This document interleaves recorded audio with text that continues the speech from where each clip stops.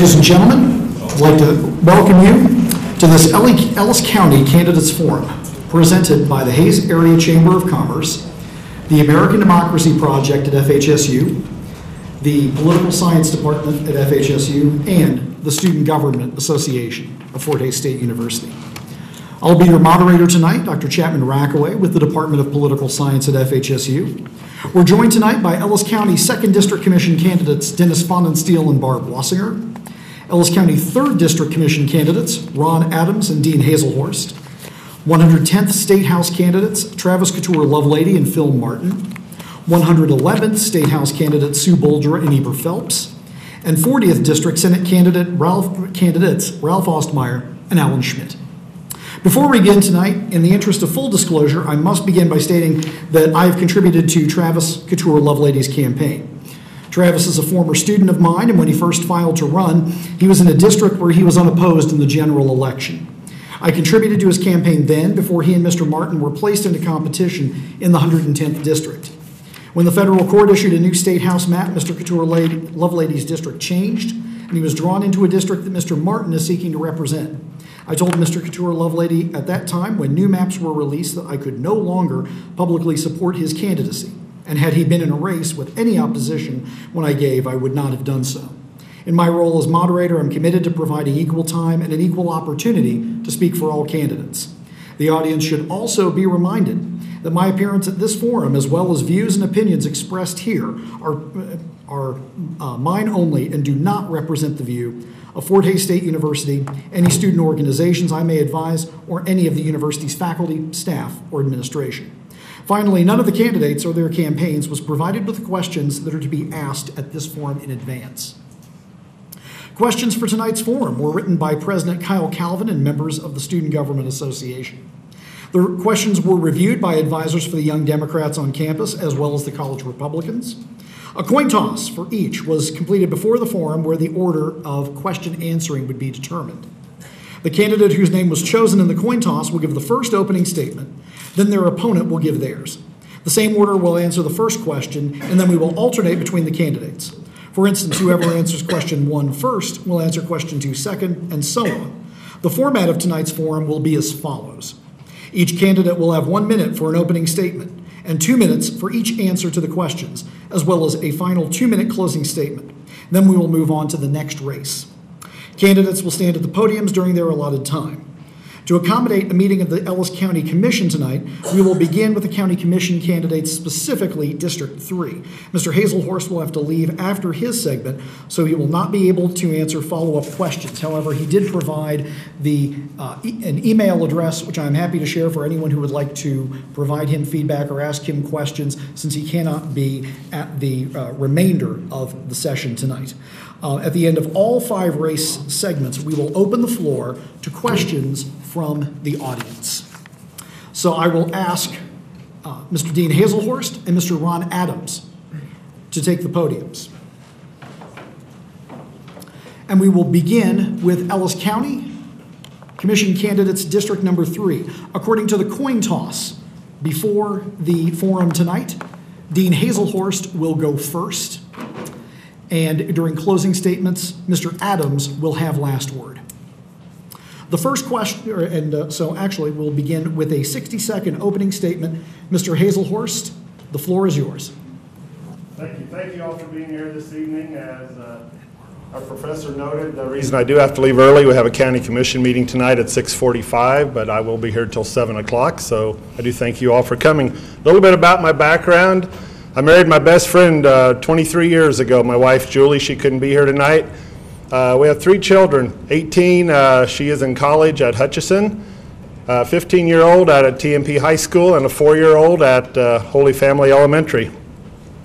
We are very active in our kids' schools, and a little bit of a diverse background that I also offer to this. I farm, work in the oil field. I've done that for 25 years. And served on the K-State Extension Council for 6 years. I was president of the United Ag Service Co-op in Gorham with 9 locations. I was board president for 7 years, vice president for 5 years, and the board member for the balance. Also been very active in the Knights of Columbus on the state level. and also the local level. And I'm afraid you're out of time for that 1 minute, and we'll go to Mr. Adams. You have 1 minute. I'm a Fort Hays State graduate. I'm married to Dean's third cousin, Elaine Haselhorst Adams. And when I graduated from Fort Hays, I went to work for Halliburton Oil Services for about a year here, and then moved to Garden City and worked for the city engineering department as a draftsman there. I moved back to Hays as a job with Bucher Willis and Ratliff Consulting Engineers, Planners, and Architects as a draftsman. And then, of course, Western Kansas, it seemed like you get used for every type job they have, and as a small company here in Hays. So I got to do inspections and an awful lot of survey work. Did a lot of topographic surveys for civil engineering projects such as the bridges, streets, sewer line, water lines. I went to work after that. After about 10 years of working for Bucher and Willis, I went to work for Kansas Department of Health and Environment, environmental remediation. I was inspecting gas stations. They had to upgrade their tanks, and I checked for groundwater contamination. Okay. Do appreciate candidates that will use their entire allotment, but to keep things moving, we'll have to interrupt as necessary. We'll start with our first question, and Mr. Haselhorst will have 2 minutes to answer this question. If you were elected into office, what is the first order of business that you would like to see done or changed in Ellis County to make it a better place? First order of business I would do is a project we're currently working on right now is road and bridges in our county. We've been behind the 8 ball on this. We presently have a bridge that we had to just recently close north of Ellis just last week, Thursday. We have got the ball rolling on that. We hope to have that bridge done up and running within 10 weeks as of last Monday. And that is something I want to keep building up a fund for future projects in the county. When you have as many roads and bridges as we do, we have 197 bridges that get inspected every year, and there's about 5 of them that are in need of repair, and 640 structural culverts, and we have 1,340 miles of asphalt, rock, and sand road in the county. In the past, there's never been called, I guess, a slush fund or a rainy day fund put back aside. That is one of my goals. I do want to start with right away and get that put into place so we can keep our infrastructure up and going. And I guess also with that, my other, if I can relate to question number 2 or add into that, EMS and rural fire and our jail is in dire need of also. That would probably be the second project to work on for our space needs go with that. That is something we definitely need to get up and going. We've been talking about it for 10 years, plus probably 15 years. And now it's time to hit the ground running with that and get going forward with that. We've wasted enough time. Thank you. Thank you. Mr. Adams, 2 minutes. First thing I would want to do, the county right now, they do have a problem with communication with the employees. There's a lot of disgruntled employees currently because ever since they put this administrator in place.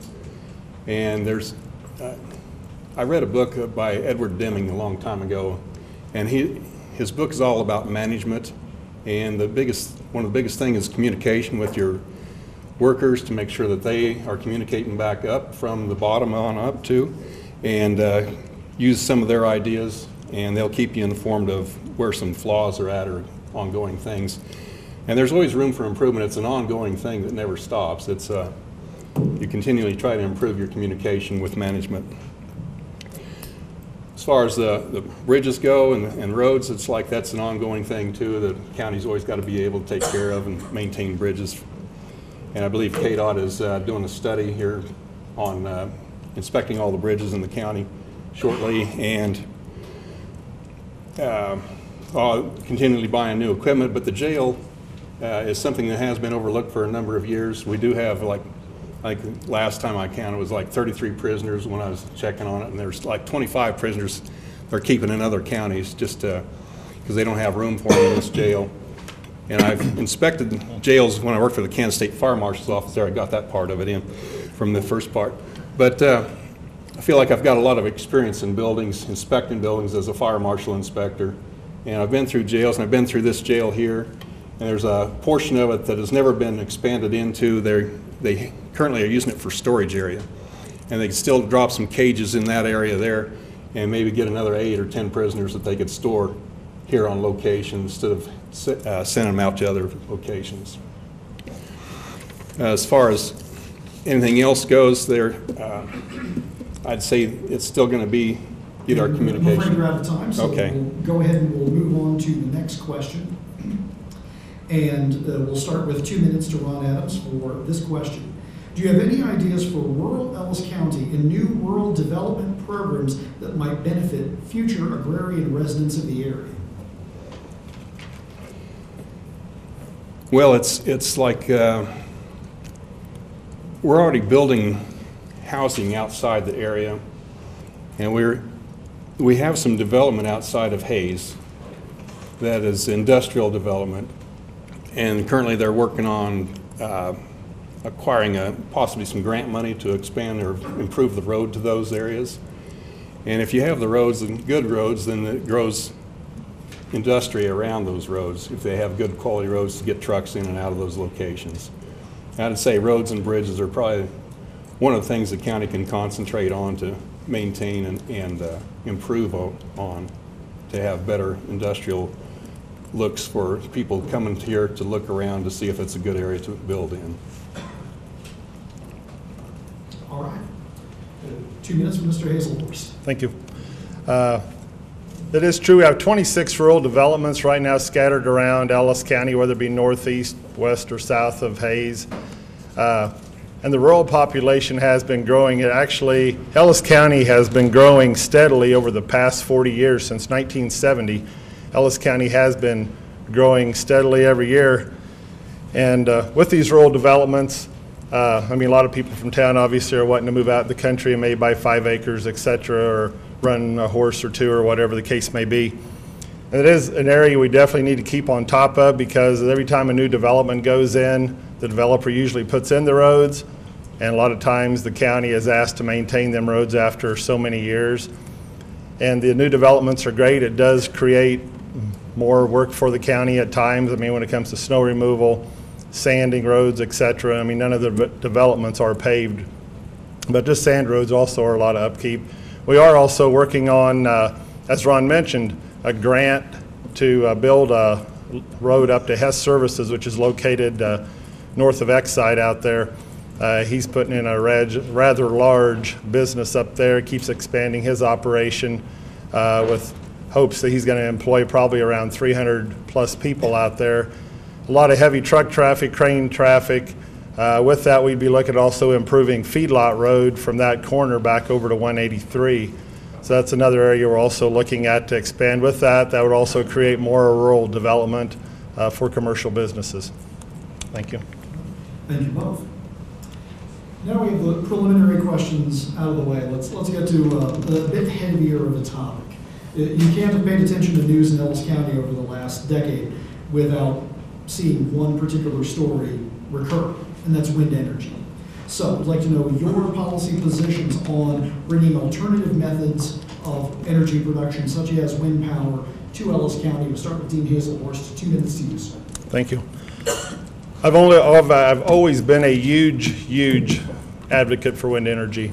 I'm thinking our county has lost out over the past 7 years, 7 years of money that could have been coming to the county. I mean, there was a chance we could have 110 turbines located west of Hayes. I guess it really makes me sad when I think about that. We'd be the leading county in the state of Kansas had we got off the ground running with that project. And yet there's not one turbine located in this county. Thanks to Ed Hammond, we are going to see 2 turbines being put up on right outside of the Fort Hayes ground on the 3 mile, right outside the 3 mile radius. And it's my hopes when them go up, people see they're not killing birds and cows are having 2 and 3 babies at a time and all these strange things that have been brought up over the years, and shadow flicker and just all the things that have been led into that. And there is currently a project that is very much on the books located in northern Ellis County. I've talked to the developer numerous times. I really feel if everything goes as they plan, we're going to be looking at, I'm going to go out on a limb and say within the next 5 years we will see industrial wind energy in the county. I'd like to say less than that, but once the contracts would be awarded, once their CUPs are put into place, it still takes at least another year for groundbreaking and going forward. Thank you. All right. Mr. Adams, 2 minutes. As far as wind energy goes, I like electricity. I mean, it's never pretty to have all the cables and the power lines going down the alleyways and stuff, but I really enjoy electricity. It's put us in a modern world. But as far as the wind energy goes, it's always been subsidized by government money, and it's like about 50% of it is subsidized. And at the end of the 2012, which is just a couple months here, it comes to an end. They have to vote on whether they're going to subsidize it anymore or not. So it may be that it's all going to go away, and there may not be any more towers built after the end of this year. I don't know when this company put in for this grant money or if they've ever applied for it, but more than likely it's not going to happen at the end of this year if Congress votes on that and turns it down. All right, thank you both. We'll move on to the next question now. We'll start with Ron Adams. You'll have 2 minutes for this question. RPM Speedway is an attraction for many people in western Kansas. How should the county best support RPM Speedway, if at all?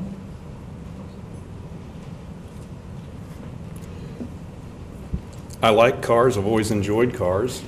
I know the RPM Speedway, it's been apparently a problem for people that live in the northwest part of the town because of the noise level. But I feel like it brings a lot of money into town. There's a lot of motels, gas gets bought. It does generate a lot of revenue for Ellis County. As far as the noise level, I don't know how you're going to control that unless they muffle the cars, which usually that cuts down horsepower, and these guys want all the power they can get out of those vehicles. But as far as RPM Speedway, it's good. I enjoy that part of it. Thank you. Mr. Haselhorst, 2 for you. As far as RPM Speedway goes, probably in an average year, I probably attend 3/4 or more of the races out at that track. I think it's a great benefit for Ellis County. When you have a 2-day race in Ellis County and all these people stay in motels, they buy fuel, they go to Walmart, they support local businesses. I mean, what more could we ask for? As far as the noise goes, we have visited with them in great lengths numerous times with the board. They are trying to have the races shut down between 10 and 10:30. That is something I know recently they have done a good job of. This past weekend, I know they did not because they had a small rain delay during the race. I believe the races got over around 11 o'clock. And that's going to happen. You know, we don't know how many cars are going to come to Hayes. There's times they have 80 cars out there. There's times they have 215 cars out there. And if you just figure out what each car brings to this county as far as revenue tax dollars to the city, it benefits the city, it benefits the county. I mean, I think it's a great thing to have in our backyard. There's a lot of communities around that would like to have an RPM Speedway track. Yes, 90% of the dirt work was done by the county as an in-kind service, and we appreciate everything that the Ellis County employees did to make that probably one of the top facilities by far in western Kansas. Thank you. All right, thank you both. I'd like to take the next question, since we're going to start with Mr. Haselhorst and address something that you mentioned in your opening statement. You talked about roads and bridges briefly, and I'd like to know how you feel about the current condition of country roads and bridges in the county, and what's the appropriate strategy for maintenance of those roads. Thank you. As you know, we had about an inch of rain this past week across Ellis County. Thank God for the rain that we did get. It was a very slow rain, and I had numerous phone calls at my house, on my cell phone, etc., starting Saturday morning through Sunday and this morning. When you get a slow rain like that, the roads soak it all up, which is good from one aspect. It's easier to go out and maintain them. It's easier to go out and grade them. The problem with it being dry for the past 6 months is they not have been able to go out and do proper maintenance on them. So now when we do get a rain like we had, everybody thinks their road's in bad shape. Well, I can tell you from traveling across the state of Kansas with my job in the winter months, Ellis County is blessed. We have probably some of the top roads anywhere in the state of Kansas when you get on a gravel road or rock road. I can tell you I've drove things that look like wagon trails that some counties call a road, and I'm not kidding you. There's grass growing up through the middle, and they call this a county road. No sand, no nothing, it's a dirt road. As far as maintaining them, I think we have a very good plan in place. Mike Graff, Kurt Hoffman, the guys out there do an excellent job. They communicate every day on where they need to send graders to. We are actively right now sanding roads, means we did get some rain, to bring them back up to their best level we can. I think we're doing a fine job in that area, and I think we all have something to be very proud of in this county as far as our roads go. Thank you. Thank you. 2 minutes, Mr. Adams. I've traveled the county roads, but it's been a while since I've been on I had to go visit that one for the Hess services. I hadn't been on that road for a number of years, but I drove that road just to see how far it was paved, and as far as the truck traffic, and it's like there's power lines, transformer stations, and other transformer grids out there that get traveled by heavy trucks, along with like you're saying, oil field trucks, and along with feedlot trucks. As far as the other roads go in the county, they are well maintained. The biggest worry I've always had about our roads is that they're pretty steep on the angles on the ditches, and that's due to the small right-of-ways we have, and they've been built up over the years, and the roads are elevated, but they are dangerous in some locations that if you go off the road, more than likely the car is going to roll. There is a safety issue with them, but they stay maintained and cleaned, and it's like the county's been doing a real good job on maintaining those roads as far as grading them and keeping them in shape. But the safety issue should be looked at as far as the steepness on the grades of the ditches. All right, thank you both. We have time for one more question before closing statements. And so it's appropriate, I believe, to ask this question. We'll start with 2 minutes for Ron Adams. In your opinion, what makes you the better candidate for the position of 3rd District County Commissioner? 2 minutes. Well, I've retired from the state system, and I'm currently, I have a lot of time on my hands. I do have some cows that I take care of, and some ground I farm on. But other than that, I have a lot of time on my hands, and I feel like I could contribute a lot of my energy to working on the county projects or programs, or finding an area, or talking to the employees to see what we need to do to better our county system and how everything's going to work in that system. As far as the money goes, I'm a very conservative fellow. I know I've got a brother-in-law. He thinks I'm really tight with money, and I am compared to a lot of people. I try and squeeze the money out of a lot of things, but I'm also, other areas I'm very liberal as far as trying to get things done right.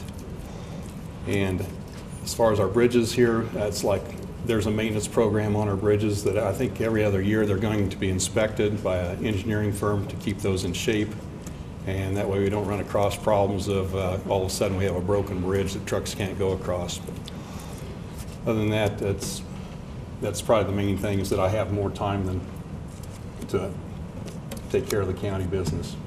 Thank you. Thank you. 2 minutes, Mr. Haselhorst. I'd say what I bring to the voters is a very diverse background. I've worked in the 2 leading industries in our county ever since I've been almost old enough to walk. I helped my dad farm. As most of you know, agriculture is a huge area in Ellis County. Working in the oil field, I've been very blessed to work in 4 different states in the oil field. I've seen how good things are in Kansas compared to other states. We are very lucky to have the oil industry that we do right here at Ellis County / Russell County. We're very lucky to have that. I meet a lot of people throughout the day, throughout the week, throughout the year. I take anybody's and all's phone calls. If you call and leave me a message on my cell phone, I will guarantee if I don't get it returned today, you will hear from me from tomorrow. And I've had people leave messages and say, you probably won't return my call. I can guarantee if you've ever called my house or called my cell phone with a county problem, I have, and I will call you back. I will continue to do so. Other thing I guess that I bring to the table, experience. I've sat through 3 budget hearings now. I can say my first 2 I sat through, we did not raise taxes. I'm very proud of that. This last year, as you guys know, we did increase the mill levy by 0.99. That is to actually go to a rainy day fund, I guess, for roads and bridges. It should generate us about $400,000 to $500,000. I wish it'd generate more than that, but it will not, without creating a bigger burden on the taxpayers. I've never been in favor of raising taxes because I pay taxes just like every one of you in this room. Thank you. All right. Now we just have time for closing statements. 2 minutes from each of you, and we start with Dean Haselhorst. First, I'd like to thank the leadership group and all your group tonight, sir, for putting this forum on. It's an honor to be here. Heard about it, talked about it over the years. I've never been to one of your forums. You're in a very good forum, and thank you for you and your class for what you do. The other thing I'd like to do is thank all of the people in our county. We have a wonderful group of people living in Ellis County. We have an excellent group of Ellis County employees I could not be prouder of. I know we have some hills that we climb occasionally with maybe not everybody getting along with the administrator changes that are happening in our county, but I can say I'm very blessed. I'm very proud to have every employee that we have working for us, 167, I believe. They do us a fine job each and every day. Ellis County has bountiful resources, and we are a very diverse county. Versus on our economy, we need to build on tourism. Our Volga German heritage is something we need to promote. We have some of the most beautiful churches probably across the state of Kansas and even in the United States located in our county. And we need to build on our county status as a leader. We have a lot of things that we can bring to the plate if we ever do have county consolidation that's been talked about in Topeka. Ellis County is sitting in a place, we have I-70, have 183. I think we're ready to go forward to the future. Right now we're looking at building a plan for 10 years down the road, not just tomorrow, but for the future. Thank you. And 2 minutes closing, Mr. Adams. Okay. Well, I really feel like the commissioners need to take back control of the county and not let this administrator be in total charge of this county, where he's in charge of the employees that are non-elected. We have elected officials, the sheriff, treasurer, clerk, register of deeds, and this administrator is not in charge of those people, but he's in charge of all the people working for these people. And they've been in charge all these years, and then all of a sudden we bring an administrator in and put him in charge of their employees that are working underneath him, and it's creating some chaos that needs to be straightened out and make this county operate a smoother and not have the disgruntled employees that we currently have. I know that Mr. Schleier in his speeches at the forums has spoken of the moral of the county employees, and he says one of the biggest complaints from the county employees he's spoken to is the management, and it's an ongoing problem, and it's not going to get resolved with the current system they have unless they fix this problem. And I think that Edward Deming was probably right on as far as management goes, that there's a better communication that needs to be fixed in this, and where you empower your workers and put them in charge of their part of the system that they're taking care of, and not let somebody be bossing them around that's not really familiar with what they're doing on a daily basis. And then currently they have also, they've designed this EMS rural fire station. They're currently moving ahead with an architect on that. The jail needs to be expanded. That's just something that's it will be happening. We need to get that thing fixed, and that's something I'd be really for, is getting that fixed. Also, we bought a Commerce Bank building down here. They're going to be spending $1.5 million on it. 10 seconds. But it's something that was a turnkey job, and it was supposed to have been okay just to move into. Those deadlines are brutal. Thank you. Yes, they are. All the time that we have for the candidates for the 3rd District for the Ellis County Commission. And Mr. Adams, Mr. Haselhorst, thank you very, very much for joining us tonight. Thank you.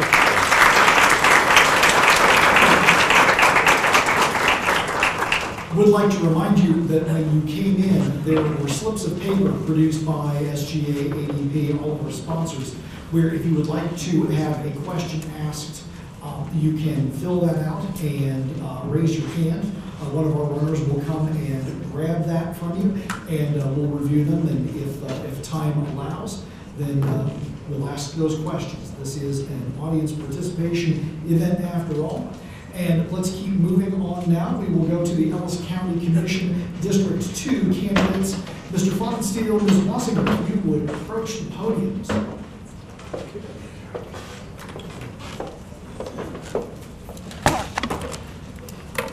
Mr. Pfannenstiel was the candidate who, after the coin toss, will go first.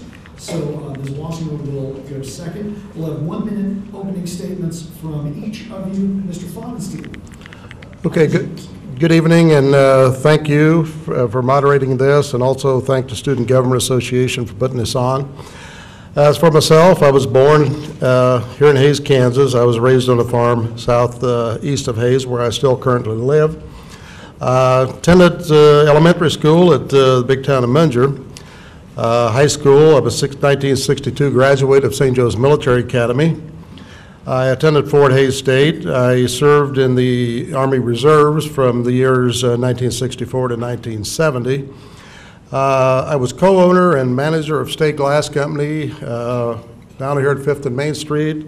I was there for 35 years. I retired there back in 2004 and still operate a small farm, have some cattle and things like that. I'm retired part-time. I am retired and a part-time transportation officer for the Ellis County Sheriff's Department. Ms. Wasinger, 1 minute. I'd like to thank you also for having us. I appreciate it. I've been living in Ellis County for the last 28 years, and for the last 8 years I've been a Hays City Commissioner, and I'm in my 4th year of my second term.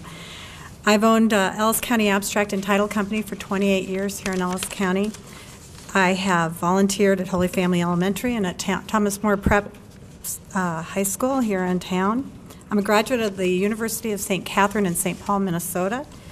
I'm a current member of Leadership Kansas, class of 2012. They were just here and loved Hays.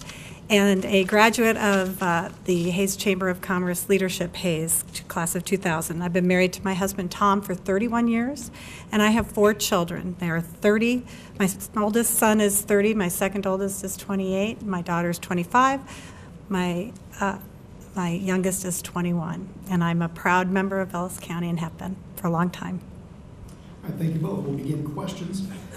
And Mr. Pfannenstiel, we'll start with you. So 2 minutes to you for the question, what plans do you have to improve Ellis County's economy in the next term?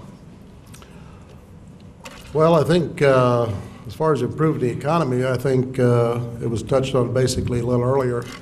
I think we missed a big chance back in 2003 when we were approached by the people to put a wind farm in Ellis County. At that time, myself, Commissioner Vernon Barron, and Chris Channel thought that was the greatest thing to happen to Ellis County.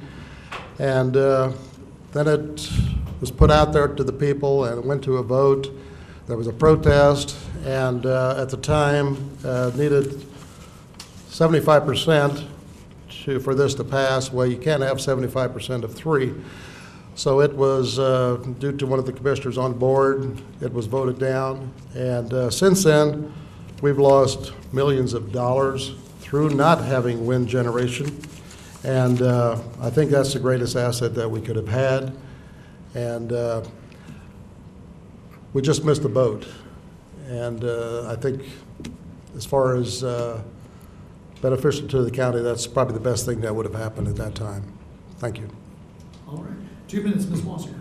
I think the best thing we can do for the businesses in Ellis County is maintain our roads and bridges properly. And by doing that, we need to fill up this rainy day fund. We need to make sure that we plan ahead for these roads so that businesses can come in and thrive and survive in Ellis County. We also need to keep our budget in line so that we also make an economic climate for them that they want to be here and it's beneficial to them. So those are the best things we can do to make Ellis County, entice people into Ellis County and create perhaps some tax incentives for them to come here as well. So, thank you both. We'll start with Ms. Wasinger for the next question. 2 minutes, and this is a question from the audience, so I'll read them verbatim. Okay. My apologies if I misread or misspell or mispronounce anything. But 2 minutes, starting with Ms. Wasinger for this question. Is expansion of the jail and new facilities for EMS and rural fire a priority for the next term in your view? 2 minutes. Absolutely. Space needs are a big issue. One of the things that I'm trying to stand on is that we need to stick with what we need to get done and not what we would like to get done. I think the best thing Ron Adams already alluded to it. There are spaces in the jail that were never finished, and we need to do that. We need to go through with the Space Needs Committee. They spent a lot of time working on this. We need to take their recommendations to heart and go ahead and use them. We do need to take care of our space needs. The jail is a significant problem and concern for law enforcement.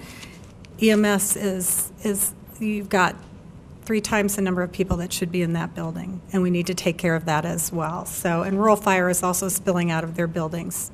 So that's a very big priority for Ellis County. All right, Mr. Pfannenstiel, 2 minutes. Definitely. As I said earlier, I do work part-time for the Ellis County Sheriff's Department as a transportation officer. Currently, we probably have 25 to 30 inmates out of Ellis County, Dodge City, Russell, Brooks County. As of August of this year, with the Sheriff's Department already spent over $68,000 in transportation costs, boarding of prisoners out of the county, and this has got to stop. We need to increase our jail. That is definitely a priority. I know it's going to cost a lot of money, but something we need to do.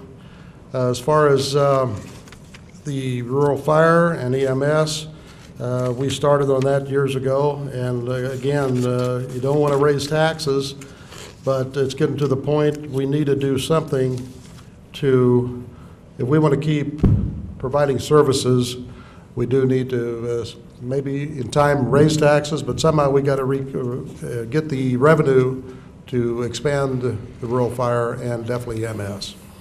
Definitely both needed, or all 3 needed projects. All right, thank you. Move on to the next question now. We'll start with Dennis Pfannenstiel. And 2 minutes for this question. What are some ways you can better improve the efficiencies between city and county?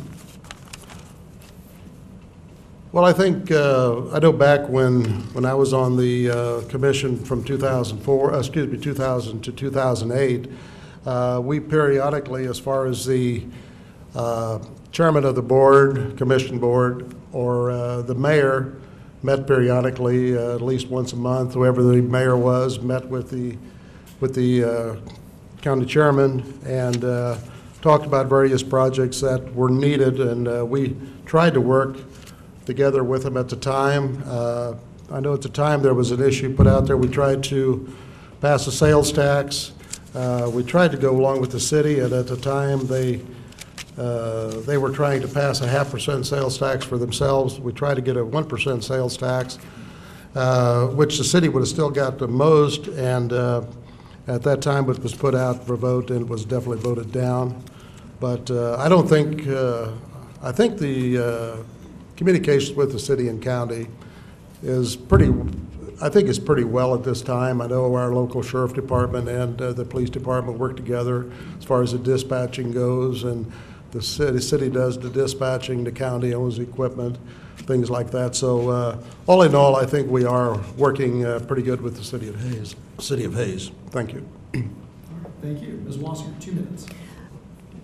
I think my years as a city commissioner will help with coordinating issues between the city and the county, city of Hayes and the county.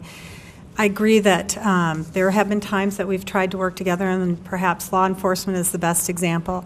I think in the last couple of years, the reason why things have improved have been the coordination between our city manager and the county administrator. They've been able to talk, they've been able to work things through.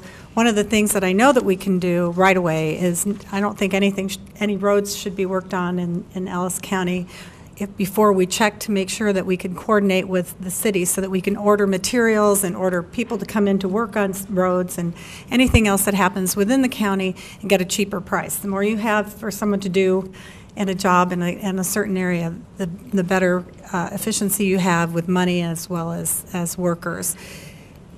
I think things broke down between the commissioners of the Hayes City Commission and the County Commission in the last few years, and I think that can be improved.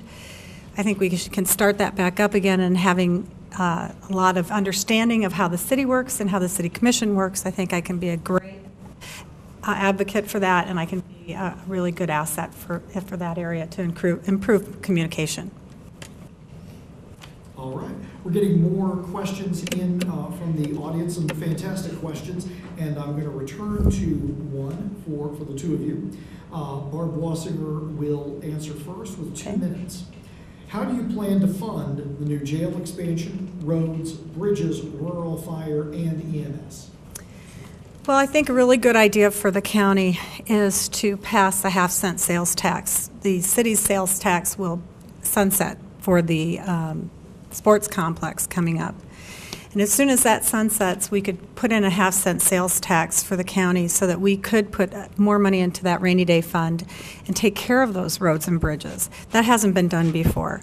The raising of the mill levy is the first time anything has been done other than a capital expenditure program, which Greg Sun started when he took over the budget, helped take over the budget for the county.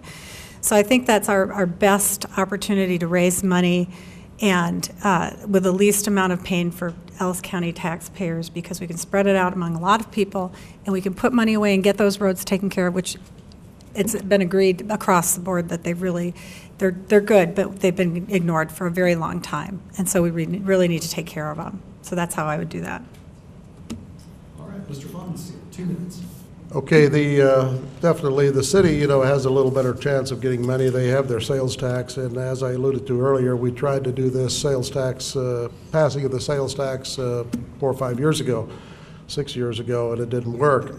I do understand the half-cent sales tax is coming off of the project out here at the sports complex, and but it'll have to be put to a sunset, and then it'll have to be voted again upon by the people to make this pass.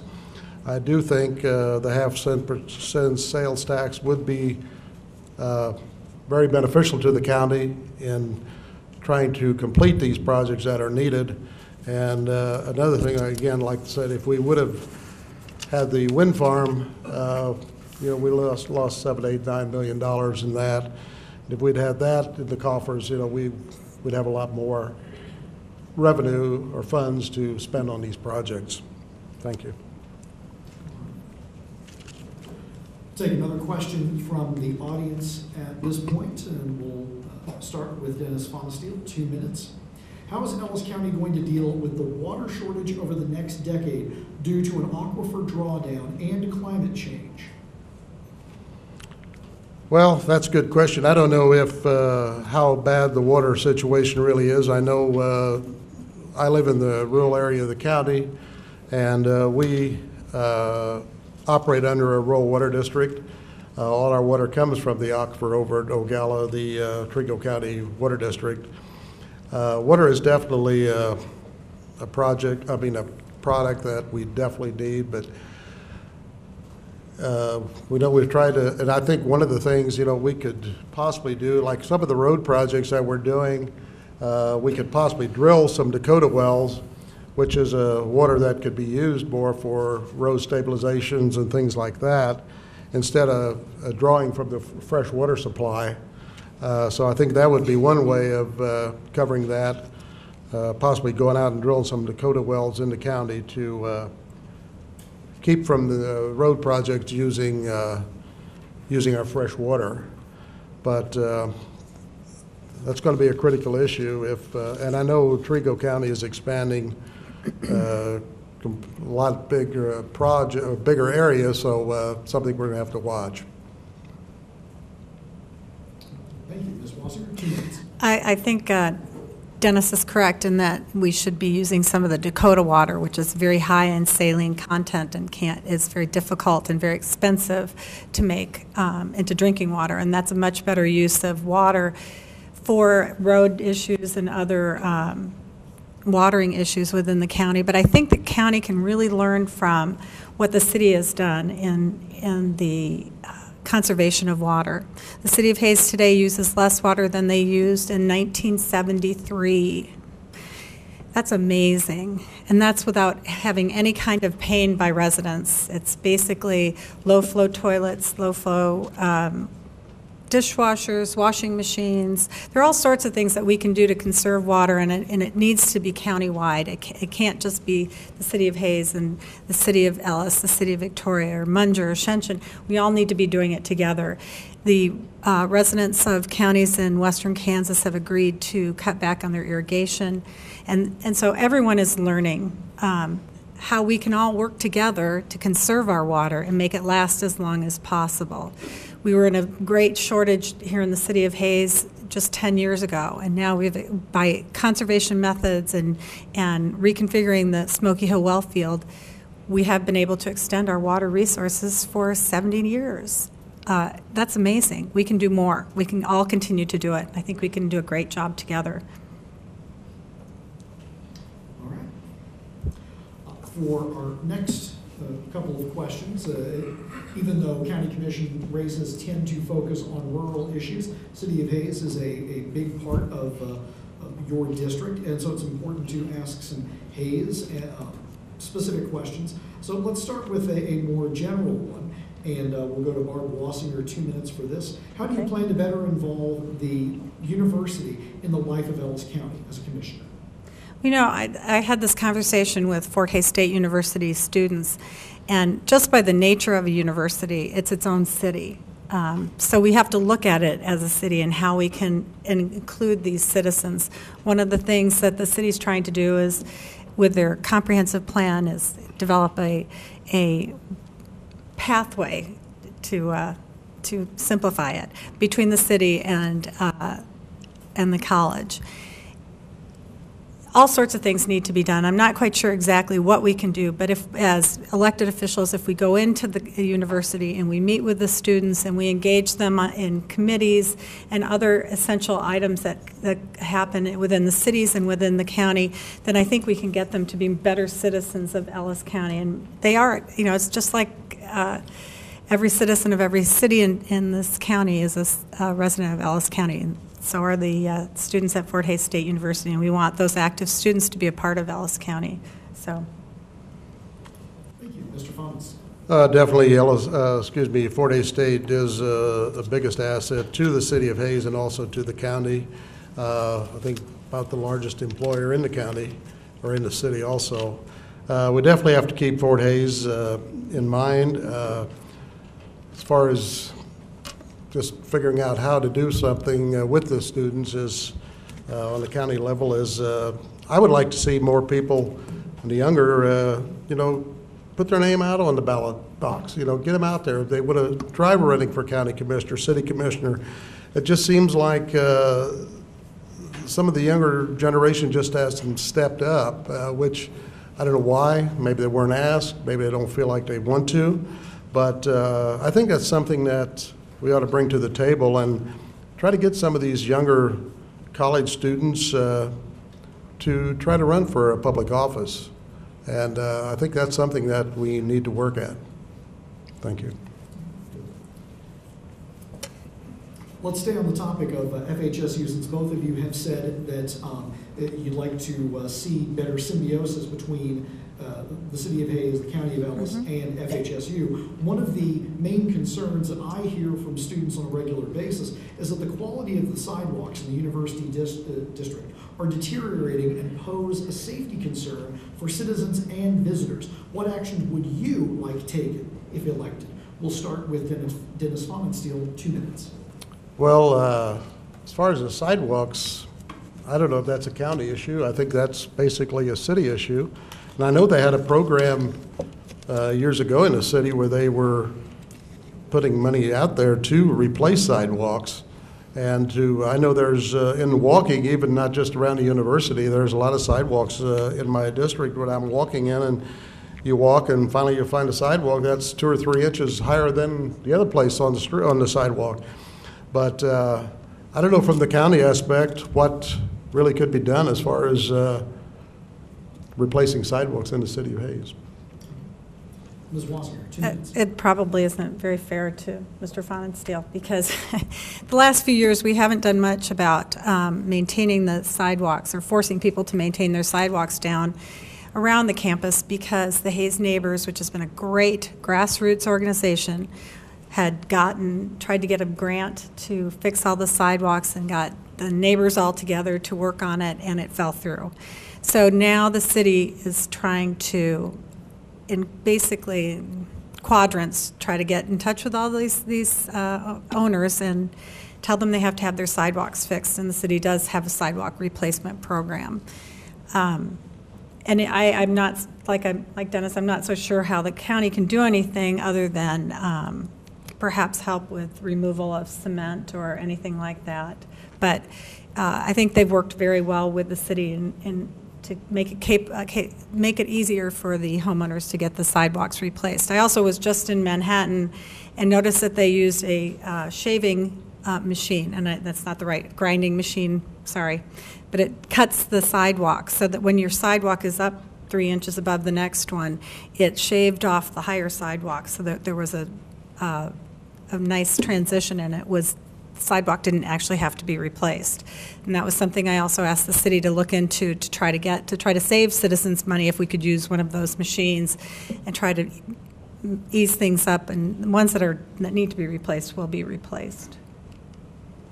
All right, we have time for one last question before close, and so I think it's appropriate to reuse the last question that I asked for the District 3 candidates.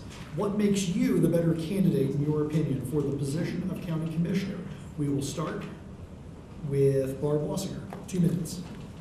Well, I think that my years as a businesswoman here in Ellis County really prepared me to come to this job. 8 years ago, I was asked to run for the City Commission. My first response was no. I didn't think that was for me.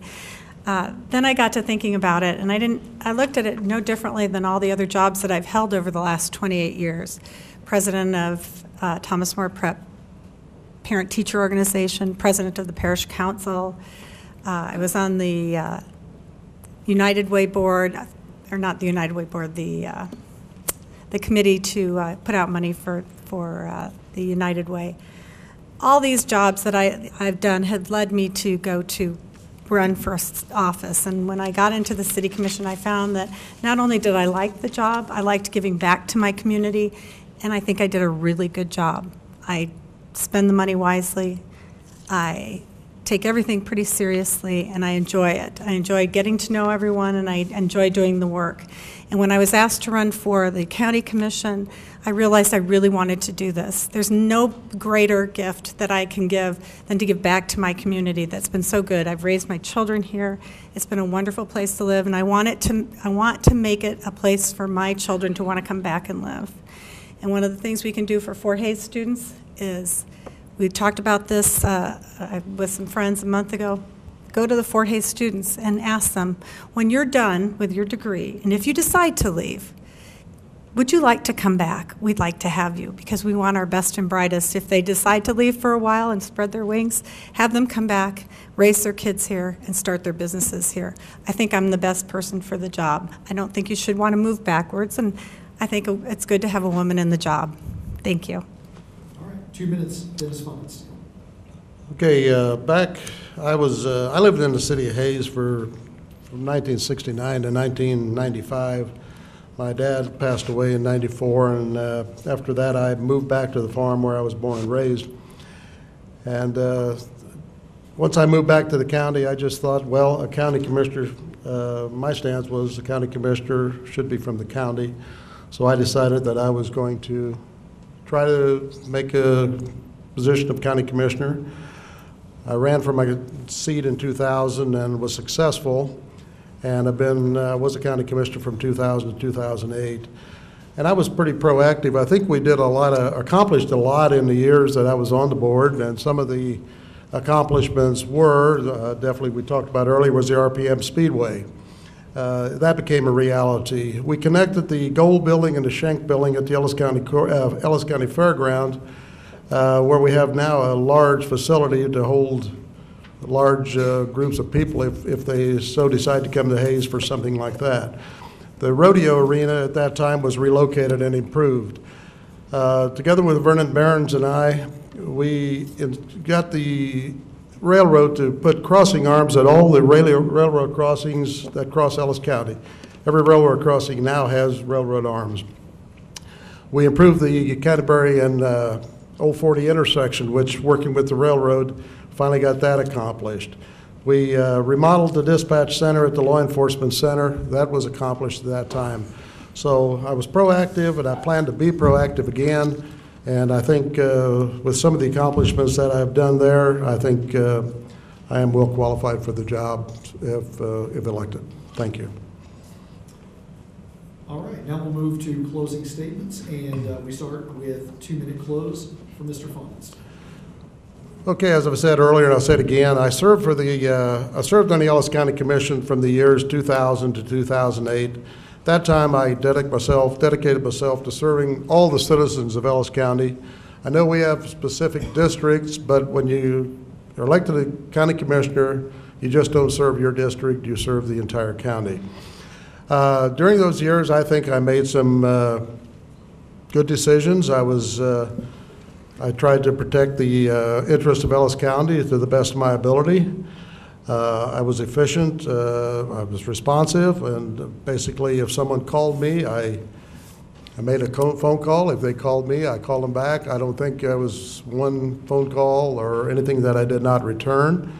I think the working relations between Ellis County and the cities of that incorporated Ellis County were improved. Ellis County at that time, and still is, it's maintained its role as one of the leaders in northwest Kansas.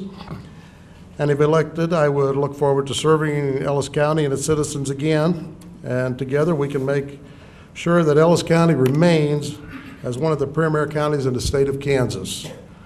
I ask you to exercise your vote on November 6th. Thank you. Thank you. 2 minutes closing statement, Barbara. Ellis County faces many challenges in the next few years: budgetary issues, space needs, improving the county roads and bridges, and coordination of city and county services. I believe I'm the best person to meet those challenges, and I think that I should be elected to this position. It's time for voters to bring a fresh perspective to the County Commission, one that doesn't view rural and urban as separate issues. I have successfully dealt with many of the same issues that the county now faces in my business experience as well as my city commission experience. Space needs, roads. We are not going to get money from the state, and we're not going to get money from the federal government. They just don't have the money. We have to figure out how to do it on our own, and we're going to have to take care of our budget, hold it steady, and then try to find ways to get the money, such as a sales tax, for the needs that we need to have taken care of. And I promise that I also take all those large budgetary issues to a vote, is what I'm going to push for, instead of just deciding to do things and not letting your voices to be heard. Where I've been in the city, we've held taxes steady for the last 5 years. We've been very careful with our budget.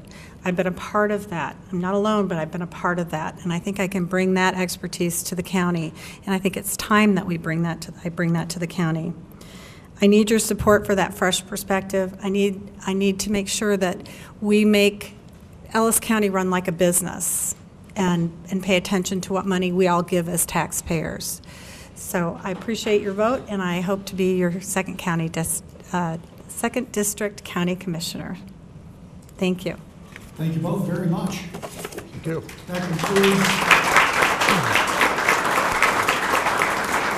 That concludes the Ellis County Commission District 2 segment, and we'll move on to the state representative portion of the evening in a moment. But I do want to remind the folks who are watching at home, watching online, that just because you're not here in the audience, you can still have your question asked. If you go to the American Democracy Project at Fort Hays State University Facebook page, then you can answer, or you can ask your question there, and we'll get those questions up here, and we'll be happy to integrate them just as we have with the questions that have been coming in from the audience. And we have a number of audience questions coming up, so we encourage you to take any of the other slips if you have other questions that you would like to ask, and please submit them. We'll move on to the state representative portion now in the 110th District. Mr. Martin and Mr. Couture-Lovelady have already approached the podium, so we don't need to call them up. After the coin toss, Travis Couture-Lovelady will go first, and Phil Martin will have last word. So we'll start with 60-second opening statement from Travis Couture-Lovelady. Thank you, Dr. Rackaway. My name's Travis Couture-Lovelady. I'm a 6th-generation Kansan from Palco. I was born here in Hayes. Growing up, I worked on the farm with my grandparents, I'm very happy to see are here tonight and thank for their support, as well as my mother. I graduated from Palco High School. My grandmother was my government teacher, so you can blame her for me being here tonight, probably. And she also taught me the importance of being an active, engaged citizen at a young age. During my high school days that I found my passion for public service. I served as student body president. I was an honorary Palco City Council member at that time and served with the Palco Pride Committee. I was also on the church board of trustees there in Palco.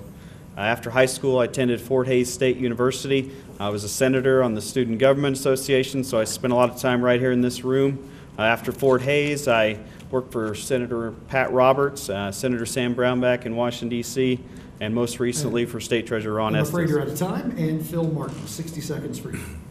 Yeah, I'm Phil Martin from Ellis, Kansas. I moved to Ellis, Kansas in 1975 to start a small oil field business as a contract pumper there. Prior to that, I was a graduate in 1972 of Fort Hays State University. I came here the fourth of 6 Martin children, and my mother and father were Woodrow and Willena Martin. I have a son, Charlie Martin, who is, I have to do the math, he was born in 1976, so he's 24 plus 12, he's 36 years old right now. I have a daughter-in-law, Tan E, who my son Charles met in China and fell in love with and hasn't brought me a grandchild yet. The love of my life is Cappy Jane Gashler, and she's taking care of our nieces and nephews tonight.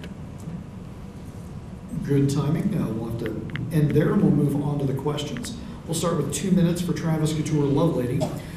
And the question, with the steady rural population decline that Northwest Kansas has experienced over past decades, how do you plan to stimulate rural economic development to bring population back to this area?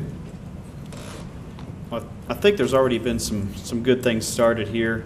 While the tax plan passed last year was not perfect, there's some good things to help encourage businesses to move to our state. Right now, the bigger states along the coast are experiencing huge debt problems. It's forcing businesses to move out of their states, and they're looking for a place to come. And Kansas has a prime opportunity to lure those people to come here. And it all starts on the local level as well. We've done some good things with groups like CRETA to get these communities to work together to come and find programs that are going to help lure those businesses to show why Northwest Kansas specifically, or other areas of Kansas, Western Kansas, is a great place for these businesses to come. There's great people here. We just need to give those programs the tools they need to lure people to come here, and I think with that we'll have a great opportunity going forward to lure people and businesses to come here. All right, Mr. Martin, 2 minutes. Rural development is very important to us. We have lots of opportunities out here in agriculture and in the oil business and in education. I think that the thing that we really need to do is tout the great workforce that we have here. All through my life, I've heard people going out to Arizona and to California and any other state, and they're always happy to get good Kansas kids. They turn into good Kansas adults, but only if they stay here. We try to get those people back here as best we can. I think the key to that is education and keeping some of those people there. Now, there's other things we can do for rural development. In the smaller cities, tax increment financing, which is a state program, is a great thing. that holds, that requires cooperation between the school districts and the cities and the counties, where they would hold the taxes steady, the property taxes steady, and the incremental financing that is used out there fixes the infrastructure up, the water, the streets, and the sewers, and the roads. I would continue to tout those sort of things as a state representative and encourage cities west of 81 Highway, and in particular the 5 counties of the 110th District, to take advantage of those sorts of things. All right, thank you both. We'll start with 2 minutes for Phil Martin for this question that comes from our audience here tonight. It's projected that the tax plan that Mr. Couture-Lovelady referenced, pushed by the governor, may create as much of as a $100 million shortfall for next year's Kansas budget. If Kansas does fall to the $100 million shortfall next year, how would you address it? 2 minutes, Mr. Martin.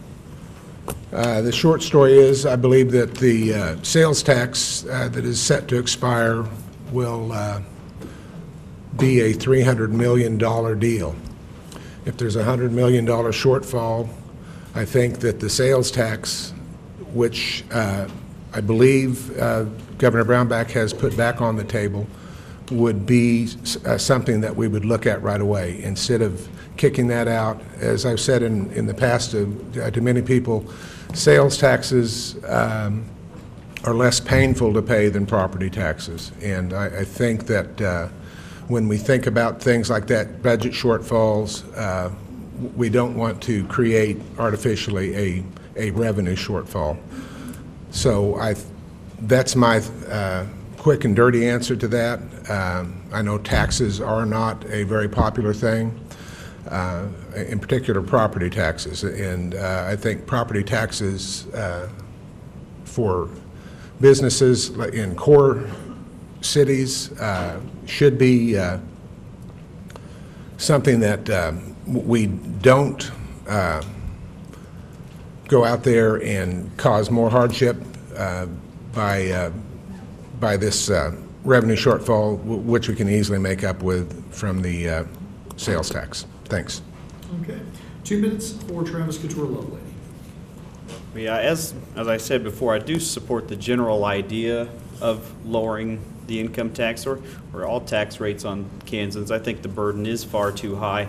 I have a problem with the way the legislature went about it last year. One of my favorite quotes from the last one we had was from Sue Boldra, who said it's time for some adults to go to Topeka.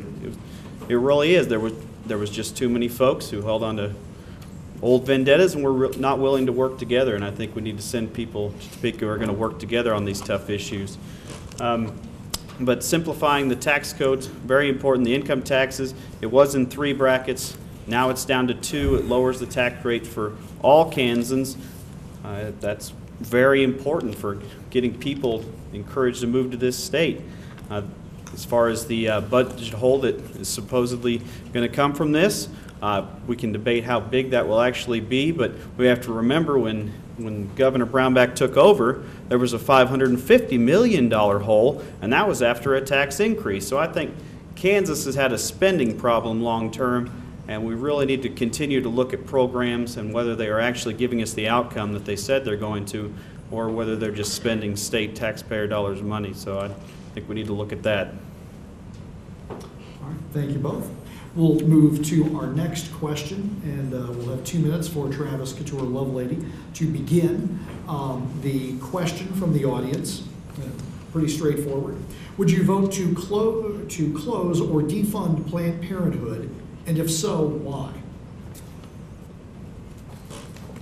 Yes, absolutely I would. I'm 100% pro-life, been endorsed by Kansans for life. I don't think taxpayer dollars should be spent on abortions. Mr. Martin? No, I would not close or defund Planned Parenthood. I believe in that abortion is a terrible thing, but I don't think that's the only thing that Planned Parenthood is involved in. I think would be short-sighted if we closed or defunded Planned Parenthood. All right, we'll move on to the next question then. The Kansas Freedom of Religion Act is a bill that allows landlords, employers, and business owners to discriminate against people who violate their religious beliefs. What is your stance on this legislation? 2 minutes, Fillmore. The Freedom of Religion Act, I think we already have freedom of religion constitutionally guaranteed to us.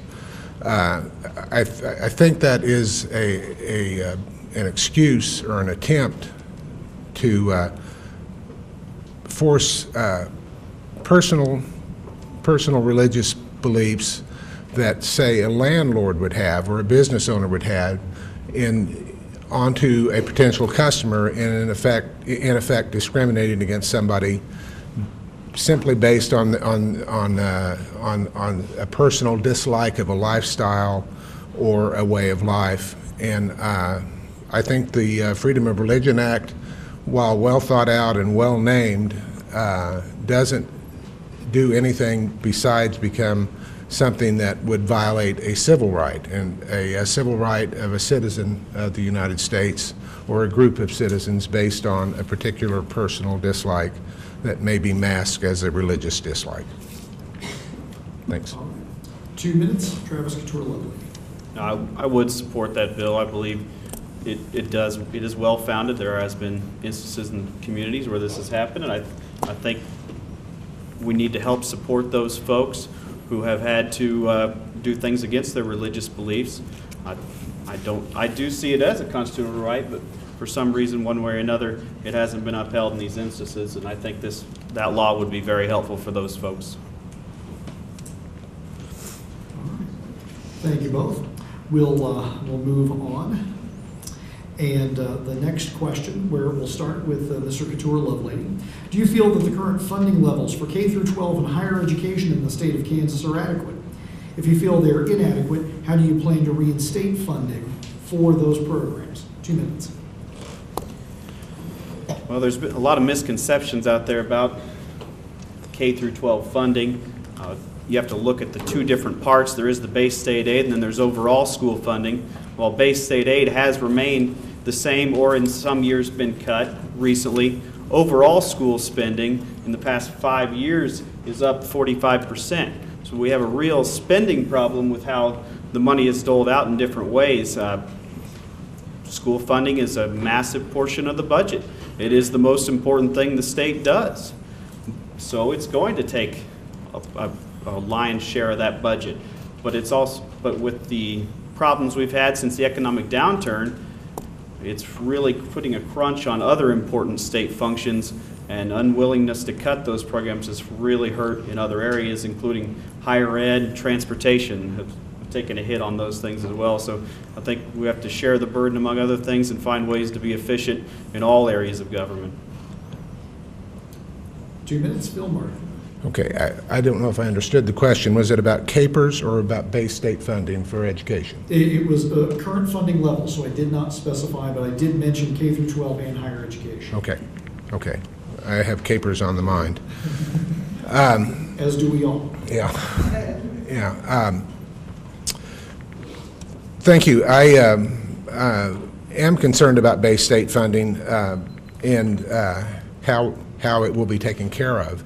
Base state funding for education in particular. I think that what's going to happen is that unless the state income tax reforms are rolled back and the state sales tax is reinstated, that we're going to be in a budget shortfall situation in many areas. Now, I had CAPERS on the mind, and let me just say that. I think that CAPERS was underfunded for years, and CAPERS was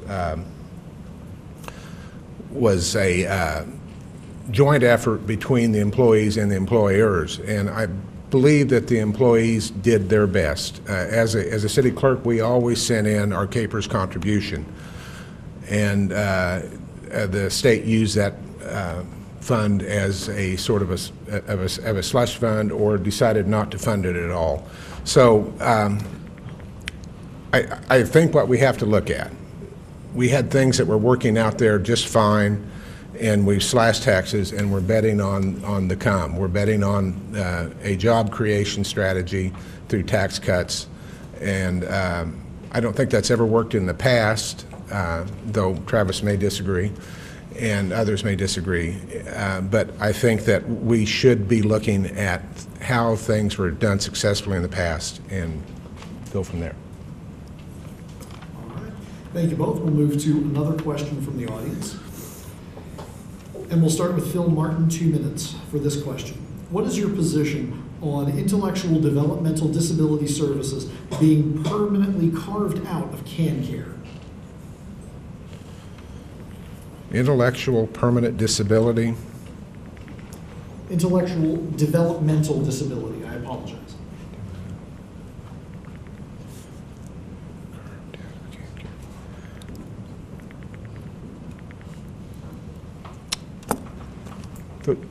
People with permanent intellectual disabilities, we have a family member on the Gashler side who has been a ward of the state for a number of years. And there's been buildings shut down, hospitals closed. The young man grew in to be an old man. And I think that there was no way in the world that his parents, as they aged, could take care of this young man who turned into a man my age with intellectual disabilities. I think it's a very good idea to carve that out of CanCare. Again, you know, nothing's simple in life and nothing's simple in government. If we carve this out of CanCare, we're going to have to figure out how we fund things like this. I think many of the people out here in the audience have personal histories with dealing with people with intellectual and physical disabilities who have no way of taking care of themselves, and I think it's for the greater good that that the state would be involved in these programs like that. So I would agree that CanCare will do its best with with other medical issues, but people with permanent disabilities should be taken care of as best we can, because it's our duty as citizens and as good people. Mr. Couture-Lovelady, 2 minutes. I think they made the right decision when they decided to take a second look at that certain portion, because it is our role for our government to help those people who cannot help themselves. And I need to hear some more from the folks pushing CanCare as to if they really think that can really work for those folks or not, because I do have some serious doubts on that. I want to know how they plan on continuing the funding for those folks that cannot take care of themselves, because it really is sad with some of the stories you hear about folks, and unfortunately some of their families aren't willing to take up that burden, and they're not able to do that for themselves. I think we need to know for sure if CanCare is going to step up or not. If not, then it does need to be carved out. All right. Move on to another question then. We'll start with Mr. Couture-Lovelady. You'll have 2 minutes for this question. I know it's near and dear to the hearts of many of our SGA members. In fact, the former president of SGA testified in front of the Kansas House about this very issue. Last session, the Kansas legislature passed a bill allowing concealed carry on a number of different types of public properties, with the exception of college campuses. Many people anticipate this exception for concealed carry on campus will be reevaluated in the upcoming session. What do you believe should be done to ensure the protection of our Second Amendment rights while simultaneously protecting our public safety? 2 minutes. I appreciate that question. I was involved in that debate and actually had many debates with the person you referenced in your question, so I do appreciate that. I would have supported that bill. I absolutely believe in the Second Amendment, and I believe that these gun-free zones simply do not work. They create a false sense of security. That sticker on the door as we walked into this building does not keep us safe. There is nothing in here to stop someone from walking in the door right now just because it's simply then maybe they disagree with our democracy or the way we do things. Maybe they just hate us for what we stand for. It doesn't matter. But there's nothing going to stop that person. The only thing it did stop was it stopped me as a concealed carry holder. It stopped me from being able to protect myself and protect the folks in this room. And I would have supported that bill, and I would do so again. Mr. Martin, 2 minutes. What keeps us safe is our own good judgment. And I believe that there are instances, there's horrific instances where people come into buildings that may or may not have that little ban the gun sticker. I really have a problem thinking about if somebody came in by the exit sign there and had a gun and Travis and I opened fire. I would be nervous as heck with that gun. Travis I know Travis is a better shot, he's proved that, by participating as a marksman. And I get scared, though, at times, thinking that somebody who is not trained very well would have a concealed carry or an open carry weapon. And I feel like even with the Virginia Tech shooting and things like that, I don't know if there would have been the sense to prevail to shoot back and to keep from hurting people like that. So I guess I have this attitude that we have to be a better society than just immediately going for the gun as a solution. I think that if a person is well trained and certified and sane, he can legally carry a weapon. I don't really think that they need to be carrying them on the college campus. So I use my 2 minutes. Thank you. We have time for one more question before closing statements. We'll start with 2 minutes for Phil Martin. Pretty simple and direct question, but can take it in a lot of ways. If you could accomplish only one thing while in office, what would you want that one thing to be? 2 minutes. I am concerned about downtown businesses that seem to have to operate in an environment that is slanted towards the big box stores, the Walmarts of the world. Property taxes are the least favored tax that I've ever heard of. I would hope that there would be some way, some task force, some great thinker that would come forward with an idea that might just be as simple as taxing commercial properties in downtown areas of western Kansas, eastern Kansas, the whole state of Kansas, at a rate that's comparable to residential areas. We have businesses are assessed at a 25% of assessed valuation rate. Residences are assessed at a 15%. And I think that is unfortunate because most of the people that I know in small businesses throughout the district and in the small county that I grew up with are at a disadvantage to bigger stores who get tax incentives to move in. And so if I could get anything done, I think I would try to make it something that would be good for downtown businesses already established, so they wouldn't be taxed for their ad valorem taxes at a higher rate than residences and farmers. All right. Thank you very much. And 2 minutes, Travis Couture-Lovelady. Well, if I could do one thing, it would be to put in policies in place that make Northwest Kansas grow.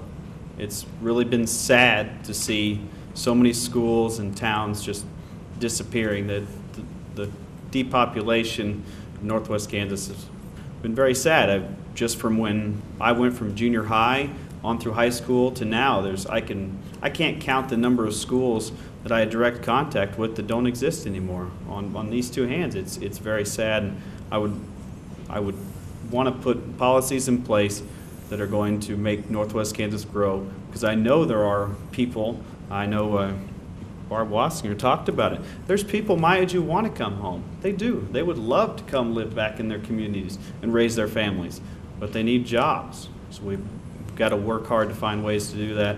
And another thing, I would like to change the way that the judges are selected. Right now,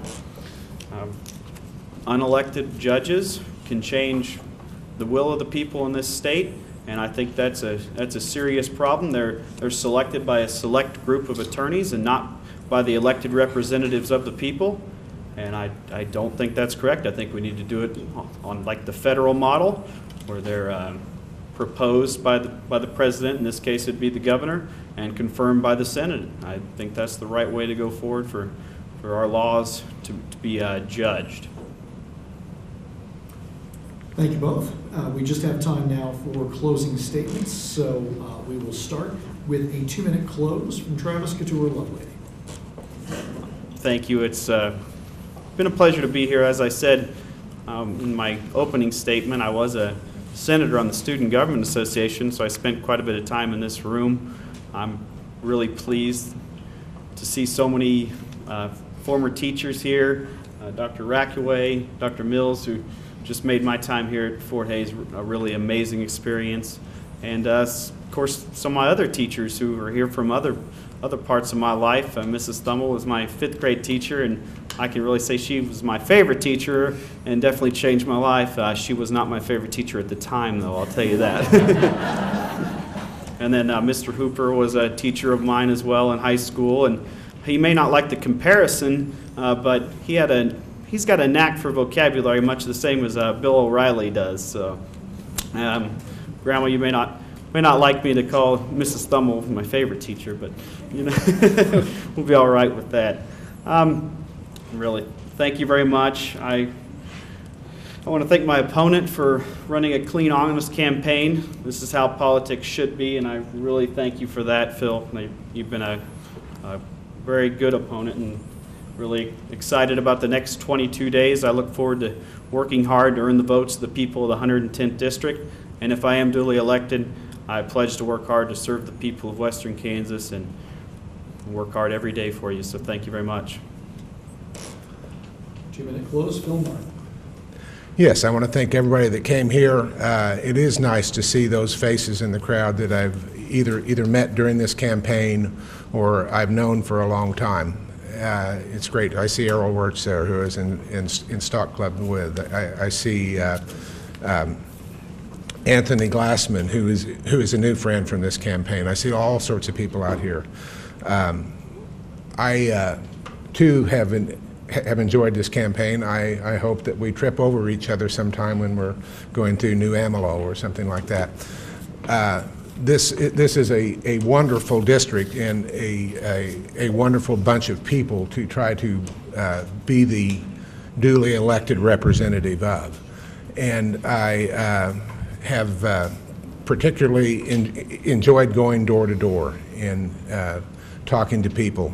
I've taken some time off. I'm officially between my new career, which is a renewal of my old career in the oil patch, and my old career as a city government official. I would like to put that experience to work in local government and in business, and just my years of interacting with people and understanding that there's not a perfect world out there and there aren't pat answers out there. I would think that I could do a very good job for the district and for the state of Kansas, and I hope that when you choose this November 6th, that you consider what Travis has said and you consider what I said, and exercise that right to vote. Thank you both very much. That concludes the questioning for the 110th State Representative District candidates.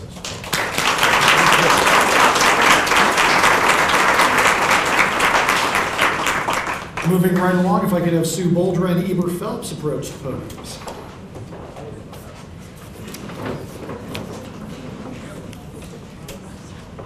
At the coin toss prior to the event, it was determined that Eber Phelps would go first and Sue Boldra would have last word. So we will begin as soon as you're both ready. I want to know where Senator Schmidt and Senator Ostmeyer went. Well, good evening, everybody, and I want to thank all the organizations that put this together, especially the Student Government Association. I know those guys have a busy schedule with everything going on with school and so forth, so I do thank you. I am a lifelong resident of Hayes. I am also a graduate of St. Joseph Military Academy here in Hayes, and also Fort Hays State University. Back in the day when I was young, my parents were both very active in the community. In fact, my father was the sheriff of Ellis County, and my mother was often involved with the election process here in the state, or excuse me, in the city of Hayes. I've served in the Kansas legislature now for 16 years, and prior to that, I was a city commissioner and mayor of Hayes, so I've got a little bit of experience serving the people of Hayes, and look forward to continuing that in the next election cycle and also the next session. I'm still very pumped and very motivated and enjoy the process and look forward to doing it again. Thank you. Very good. Ms. Boldra, 1 minute. My name is Sue Boldra. I'm a lifelong Kansan and a lifelong Republican. I represent the Kansas values that the people of the 111th District share. I believe in limited government, individual responsibility, and states' rights. I have farm experience. I grew up on a farm in central Kansas, which my husband and I still own today. I'm an educator. I spent 40 years in the classrooms of the city as a middle school, high school, and now at the university, teaching primarily government and civics.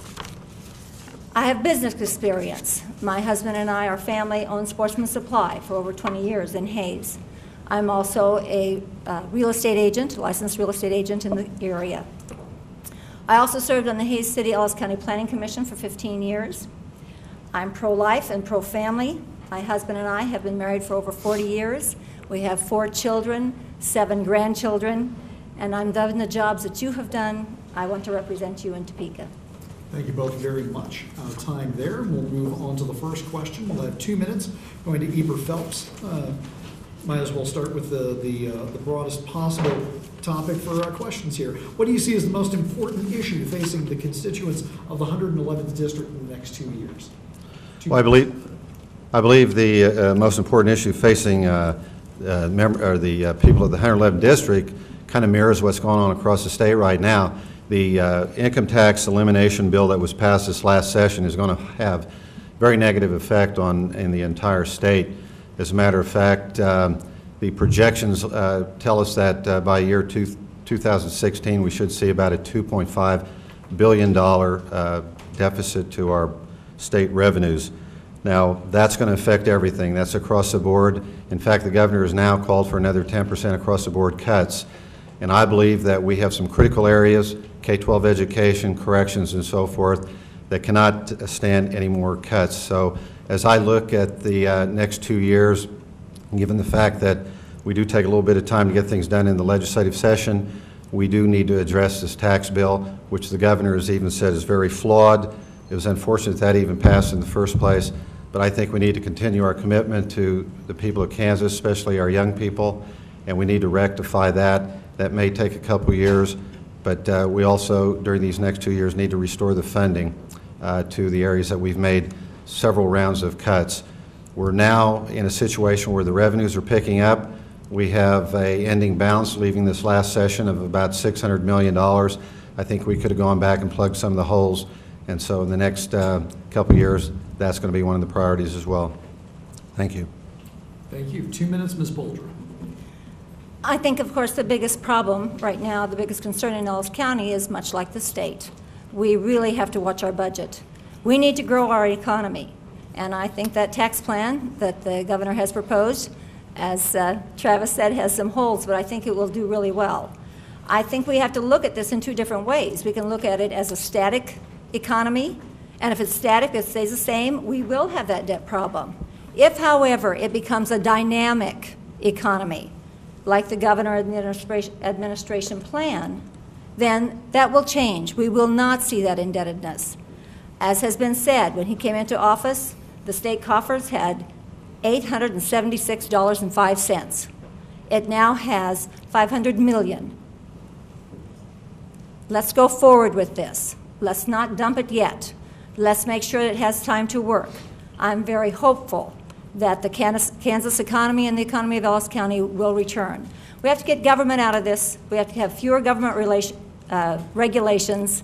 We have to make sure that the people of Kansas are in charge of our lives and our budgets.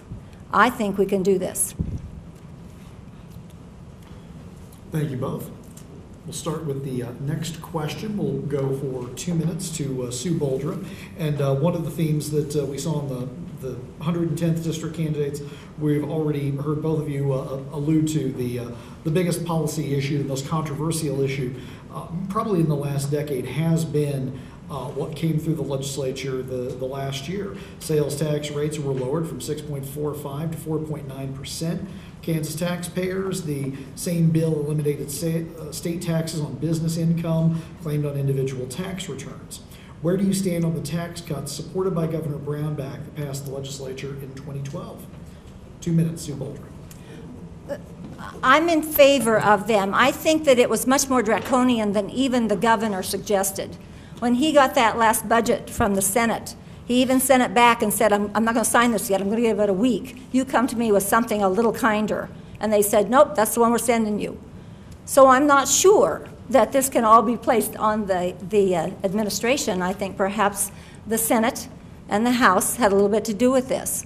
But I do think that if certainly asking people to pay more in taxes is not going to build businesses. It's not going to grow businesses. It's not going to support the economy. If we expect entrepreneurs to come in, if we expect our businesses to grow, if we expect our farmers to feed the world, we're going to have less taxes and fewer regulations. You can't do it if you've taxed them too much. That never works. I think we have seen this in the past in our national government. We're going to try it now in the state. There are a number of states who are doing this. Texas has done it very well. They really feel like they're on the upswing. I think this is something we need to look at and we need to try. You can't continue to tax people and then expect the economy to grow. 2 minutes, Phelps. Well, I hearken back to 1995 when the Graves administration implemented the Fair Tax Commission. And during their deliberations and so forth, what came out of that was the three-legged stool concept that many of you have probably heard or at least read about in some of the media accounts. Now, what this essentially said was that the best way to fund our state services was through three different taxations, that being income tax, property tax, as well as sales tax. And the idea is that the three-legged stool needs to be equal. And so what we've seen get out of balance in the last few years has been property tax was a little bit higher than it should have been. So if there was a need to bring one of those down to more of a level, it would have been the property tax. As a matter of fact, we are the 9th highest property tax state in the country. 41 states have lower property taxes than we do. Entirely taking away the income tax, I do not think was the best way to go, because as everybody has been asking me, how do they expect to pay for it? And I'm telling you, your local units of government are going to be the ones that are going to have to make up that shortfall by raising mill levies on the local level, whether it be city, county, or your school districts, and that's going to raise your property taxes, while some of the people that don't need a tax break are going to get it through the income tax elimination. I guess I disagree. It takes care of the next question I was going to ask as well, so let's move on to another one. I'd like to know your level of support for renewable energy in the state of Kansas. That's 2 minutes. Phelps. Well, I believe our support for renewable energy is imperative. Now, we get into this big discussion about government subsidies, whether it be on the federal level or state, but the fact of the matter is we have an opportunity here in our state not only with our oil and gas reserves, but also with the availability of wind energy, solar energy as well. And we've seen a lot of growth in some of those areas. Now, county commissioners, of course, address that issue with wind energy, and I fully support that. Back when we had the Holcomb expansion plant bill, one of the criterion there was that they also increase their portfolio of wind energy. They've done that. So I believe we're in the right direction here in our state. We just need to accelerate it. As former Governor Parkinson said, we've been designated one of the 3 or 4 top states for wind energy, but right now we're in last place. We need to step that up. So I'm very supportive of any effort that we can do as far as improving our renewable energy portfolio. And I believe that we are on the right track. As a matter of fact, even some of our fossil fuel efforts, I think, are paying off as they do things to reduce the costs and the emissions there. Thank you very much. Thank you. 2 minutes, Sue Boldra. I love the windmills when I drive down I-70. I think they're incredible. But bottom line, that is real-time energy. We don't have the battery, we don't have the technology to store that power. So it's real-time. It is not nearly as efficient as our oil and gas. I think it's coming. I think we will have the technology. I'm a fan of solar power, and I think those are the things that Kansas can provide. But I am not a fan of government subsidies for one section over another. I think it's time the government let the business world take over. I think it ought to be market-driven, and I hope it works. I think it's wonderful. But bottom line, we're not going to run those big diesel engines that farm our fields with solar power or with wind energy. And we're going to have to make sure we keep those other energy institutions strong and viable.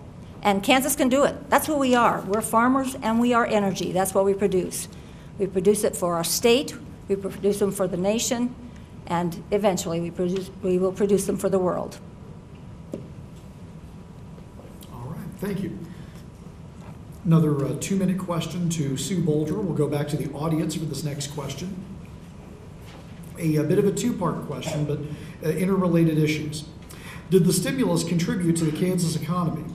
And why did the governor turn down $31.5 million in stimulus money to set up insurance exchanges? Excuse me. That's 2 minutes, Sue Boldra. Yes, I think the stimulus did help the Kansas economy for a time. That's how we poured more money into education. That's how we did a number of things. But bottom line, it ran out. And then we were standing there with these programs in place, assuming that the money would be there, and it wasn't. It ran out. So was it a good thing for a time?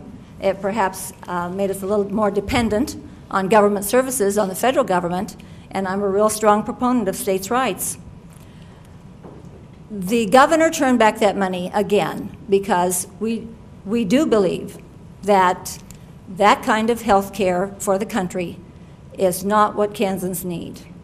I still say, even though I know he's going to say it's not true, I still say it's unconstitutional. It's unconstitutional as health care. Perhaps it's constitutional as a tax, but then that's exactly what it is. It is a tax on every person who is supposed to be involved in this, and it's amazing the number of people who have been exempted from that. I think it was right for him to turn it back. I think Kansans can do better. We can take care of ourselves better than the federal government can. We're strong and independent. We will do this. And if we continue to rely on the federal government, you know what they did with transportation? They made us lower our speed limits during the Carter administration by saying, if you don't do it, we're going to not pay you any transportation taxes, any fuel taxes, any highway taxes. You're not going to get any money. And that's the way the federal government always does it. There's always a stick to go with that carrot. And I think we got the stick. All right. 2 minutes, Heber Phelps. Well, it's kind of a 2-part question. Of course, regarding stimulus money, anybody that doesn't think we ever get stimulus money, they're in denial. The fact of the matter is we do receive stimulus money in a lot of different areas. As we look back on the federal level, a lot of that had to do with our banking industry recovering as well as the auto industry. But as far as what comes to our state, we are recognized as having the #1 highway system in the country, or at least the best roads. We would not be able to do that without the federal dollars that come in to subsidize our highway program. In our state, especially this area and west of us, good highways are vital. That's how they get the goods to market, and that's how our agriculture industry thrives. So for us to not recognize the importance of federal dollars coming in for our highway program is just plain wrong, because we are very dependent on it, and it's very vital to our economy here. The insurance exchanges obviously is another issue. The fact of the matter is, I liken that to local control. We had an opportunity for our insurance commissioner, who was way ahead of the game in setting things up before any other state, and they needed that money for the exchanges. We're in a situation where we can do our shopping locally, so to speak, with our state insurance department. Now that insurance exchange could be in Vermont or another state, and I think that the fact of the matter is we should have stayed ahead of the game and followed our insurance commissioner, Sandy Prager's lead. All right. Move on to the next question, and the next question is something I think of particular importance to the 111th District because of the high number of employees in the state of Kansas we have here. You can't talk about issues in the state of Kansas without talking about capers. We use the term ticking time bomb and so on, but clearly capers reform is on the radar. Would you support a change to capers to move to an all defined contribution plan away from the current defined benefit plan as described for certain state employees? 2 minutes, Eber Phelps. No, I would not support going to a defined contribution. I think we need to stick with the defined benefit plan, which has been a very successful program. For the most part, we did have a little glitch in the road here a few years back, and we do have a unfunded liability that I believe we were on track to start to pay that down. There was a payment scheme set up, or at least a schedule, I should say, where we could have addressed that and over time brought that down to within control. If you can believe this, there's a lot of misinformation out there about the whole capers program. At the moment, those of you that are in line for capers benefits or getting them right now, you're safe. This is pretty solvent for a number of years down the road, but I do feel that we need to stick with the system we've got and just start paying down that unfunded liability. Now, study after study that I've seen shows that the defined contribution will actually cost more. And I know there's a big debate on that, but I firmly believe that that's the case. We have a system that works right now. We made a promise to our state employees. We continue to look at our services and try to offer the best possible with the best possible employees, and I think that incentive is something that we need to make sure stays in place and is solid. Thank you. 2 minutes, Sue Boldra. I asked Ron Estes, the Secretary of the Kansas Treasury, to come out and talk to our teachers and other people on capers, or who are already receiving capers or who are on the program, who would receive them, to come out to Hayes and talk to us about the future of capers and the problems with that. As a school teacher, that was an issue for me, and I knew it was for many. He did come out. We had a very nice session at Hayes High School in the lecture hall, and he addressed about 30 people, and what he said over and over and over is not to worry. Don't believe those rumors. Capers is strong. Everyone, as Mr. Phelps said, everyone who is now in the program, anywhere in the process, whether you just started teaching this year or started working for a state entity this year, you're in the program and you will be secure and nothing will change. It will start changing in 2015. He said that there's no way that it continue the way it is right now without some changes. So in 2015, there will be another study. We're going to look at it. There may be a blending of the defined contribution and the defined benefit. There are going to have to be changes if we're going to make it solvent by 2030, which was his benchmark. We had a very nice discussion, and I think he explained it very well. I like the capers program, but I do understand, again, that we've got a budget problem. And if it takes adjusting this somewhat, then that's what we'll have to do. But everyone who then is employed in 2015 will know what it is, and they will be a part of the decision-making, and they will have a choice. I'm excited about it. I think we're okay. All right. We seem to have a theme emerging from some of the questions from the audience, so I'll ask the next question. We'll start with 2 minutes for Sue Boldra, and this one may sound familiar. Would you vote to close or defund Planned Parenthood, and if so, why? When I first became familiar with Planned Parenthood, I really believed that it was an education, a place where people could go and be told options about contraception, etc. When I started believing in Planned Parenthood, it was not a place for abortions. If that's what it has become, then I would not continue funding it. If it would revert back to being a place for information, because I'm an educator, I think I could probably support that. But I do not support abortion. I think we have many choices in America, and I hope that those choices are made before contraception occurs and not after.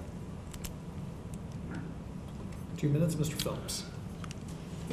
This is an issue that has come up a number of times in the legislature, and it's kind of one of those things where I've heard people talk here tonight that we need more adults in the legislature and quit wasting time.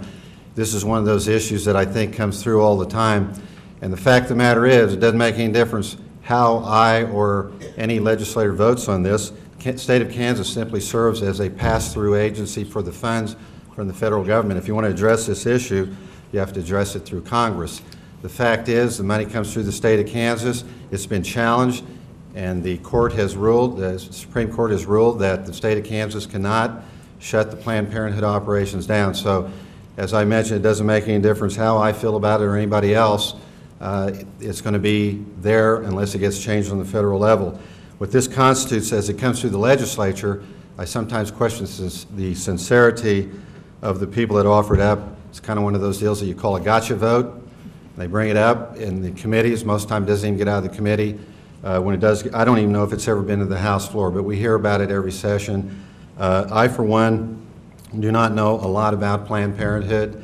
I'm not sure that everybody does that brings it up, but the fact is the information that's out there, I always thought of it as more offering educational services and pregnancy prevention.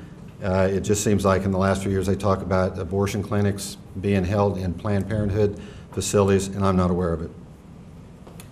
Thank you both. Time for one last question before closing statements. Seems appropriate to return to this question that I also asked the candidates for the 110th. Do you feel that current funding levels for K through 12 and higher education are adequate? If you feel that they are inadequate, how do you plan to reinstate funding for these programs? 2 minutes, Eber Phelps. Well, I believe at this time we are definitely have inadequate funding for our K-12 education. The fact is we're below 2009 levels. I was in the legislature when the decision came in from the Montoy versus State of Kansas lawsuit, and the fact is we were able to get everybody in agreement, and we funded education for 3 years. Actually promised a fourth, but the rug got pulled out on that. But what that did was that allowed our school districts, school superintendents, and Board of Educations to plan ahead and create budgets for the 3 years following that. Since then, education has gone through at least 5 rounds of cuts and are probably going to see some more. I've told most superintendents that I visited with that they're probably okay with this budget, but I think when the legislature convenes again, there's going to be talk about further cuts, possibly as much as 10%. I believe that our main investment, our most important investment in the state of Kansas is in our education system, whether it's K-12, technical education, higher ed. I believe that is where we get the best return on our dollar, and as soon as we can get that money plugged back in, the better we're going to be. Thank you. 2 minutes for Sue Boldra. I'm an educator. I believe in education. Thomas Jefferson said you cannot have a democratic republic without an educated population. If we're going to bring jobs to Kansas, we have to have an educated constituency. If we're going to have democracy, they have to vote and they have to be informed. However, all that said, education is the biggest job for the state. That occurs first in the Kansas Constitution. And it takes about 52% of the budget, as it should. But I believe that much of the education dollars could be used much more wisely in the schools. It is not true that the total budget per pupil came down this last year. The biggest losses were during Parkinson's term in office, where they came down $388 per pupil per student in a year. Under Governor Brownback, $167 per student was the most. We've pumped $40 million back into it for the next session. It is not declining. We are holding our own, and we are doing a good job. But we've got to make some reforms. We've got to make sure that that money goes to the classroom and not the courts. We have to make sure that that money goes to the classroom and not administration and everything else. We need to look at our education system. What we have now, the finance formula, is over 20 years old. Let's look at how we fund schools. Let's start again and come up with a better idea and make this work for us, because education is vitally important in Kansas. Thank you both. We'll move to closing statements now, 2 minutes, and we'll start with Eber Phelps. Once again, thank you everybody for coming out here tonight, as well as all of you that are listening, and also for the sponsors of tonight's program. You know, one thing I've often pointed out is that in the legislature, every time or any new legislator comes in, usually picks some area of interest. My focus for my 16 years in the legislature has been on education. I believe it is the key for our state advancing, and thus I have devoted most of my learning experiences, or at least developing my expertise on education, whether it be K-12, higher education, or technical education. I look back to when our early settlers settled this state. One of the things that I think was important to them, or two things, was their church and faith, as well as education. That's why when you travel around western Kansas or anywhere in Kansas, you see schools or the remnants of schools, houses every 50 miles.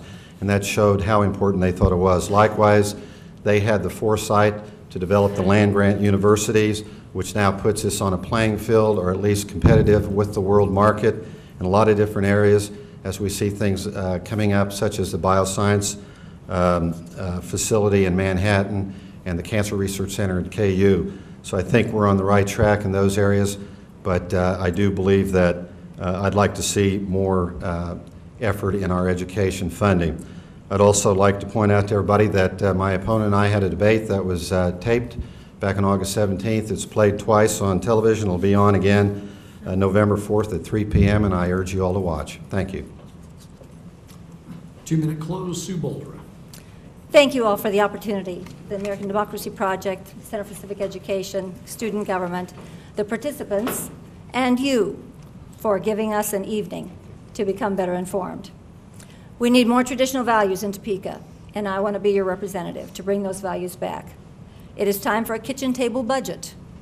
The more of your hard-earned money the state takes, the more it will spend.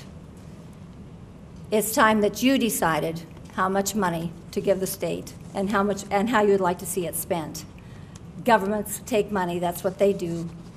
Kansas wasn't built on the backs of politicians, but by the sweat and dreams of farmers, ranchers, small business owners, transportation, and energy. While I have labored to teach constitutional principles, to own and operate a small business, and to create jobs, my opponent has worked to protect labor unions, and the jobs he created have been in Topeka. Elections have consequences, and many see this election as a critical turning point in American constitutionalism.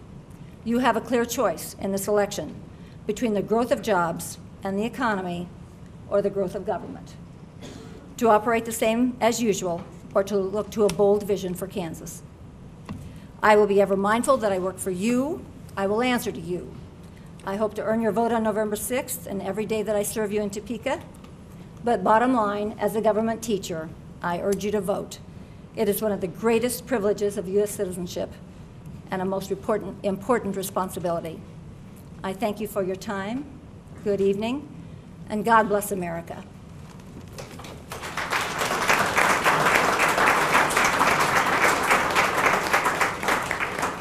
Thank you both. And we'll move to the last portion of this evening's forum. So if I could have Senators Alan Schmidt and Ralph Ostmeyer please go to the podiums. This will be your last opportunity to ask or to have questions included in this format, but of course we will have an open question and answer session at the end. We have restrained ourselves to questions that can be addressed to both candidates equally and neutrally throughout the evening. But please send in your slips and if you have other questions. And of course, the American Democracy Project at Fort Hays State University page, where you watching online or at home can submit your questions. Due to the coin toss, Alan Schmidt was set to go first, and Ralph Ostmeyer will have the last close. So we'll begin with a 60-second opening statement.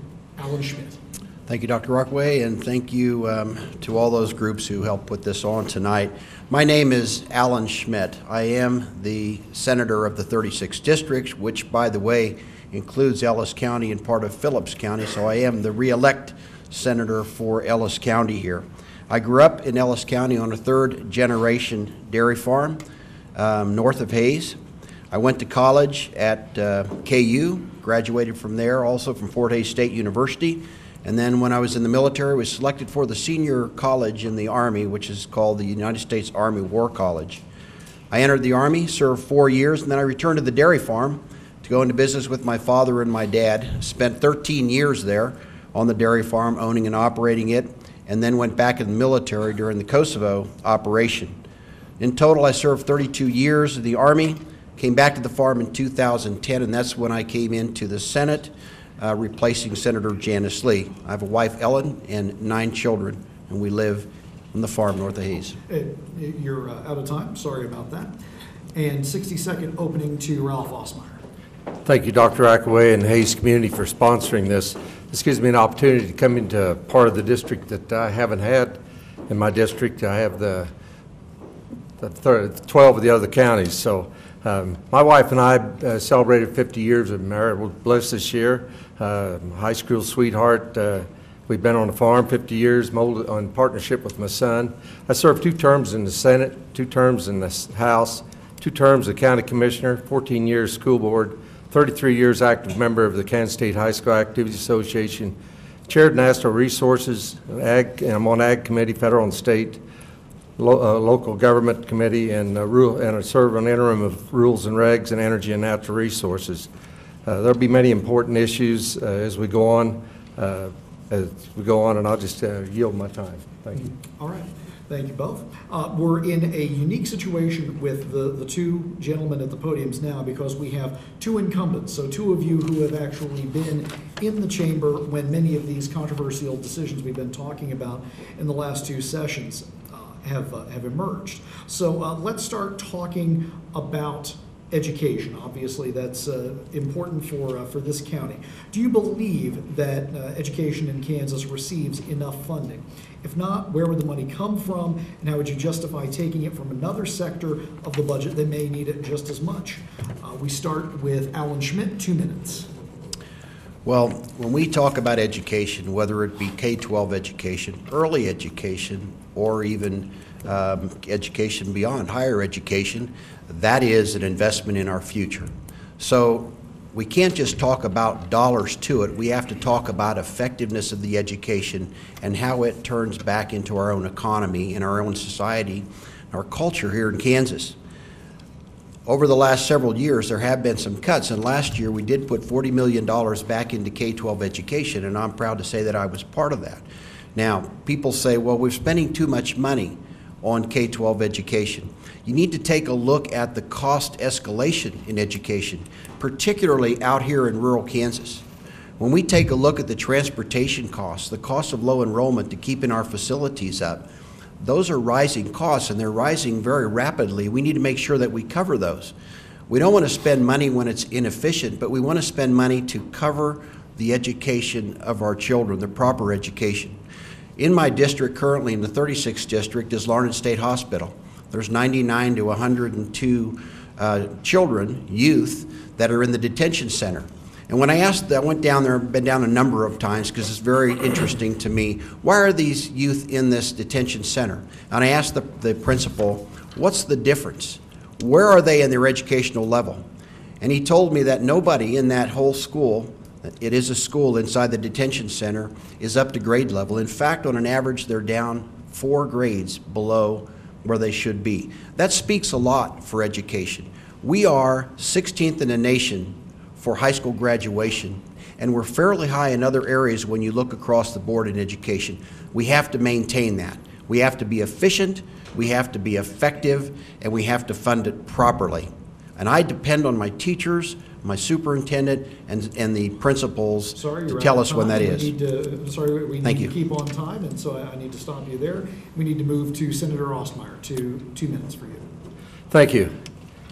We need to remember we put over $70 million in education this year. They called a cut. Yes, we took it on base, but we put over $70 million more dollars in education this year.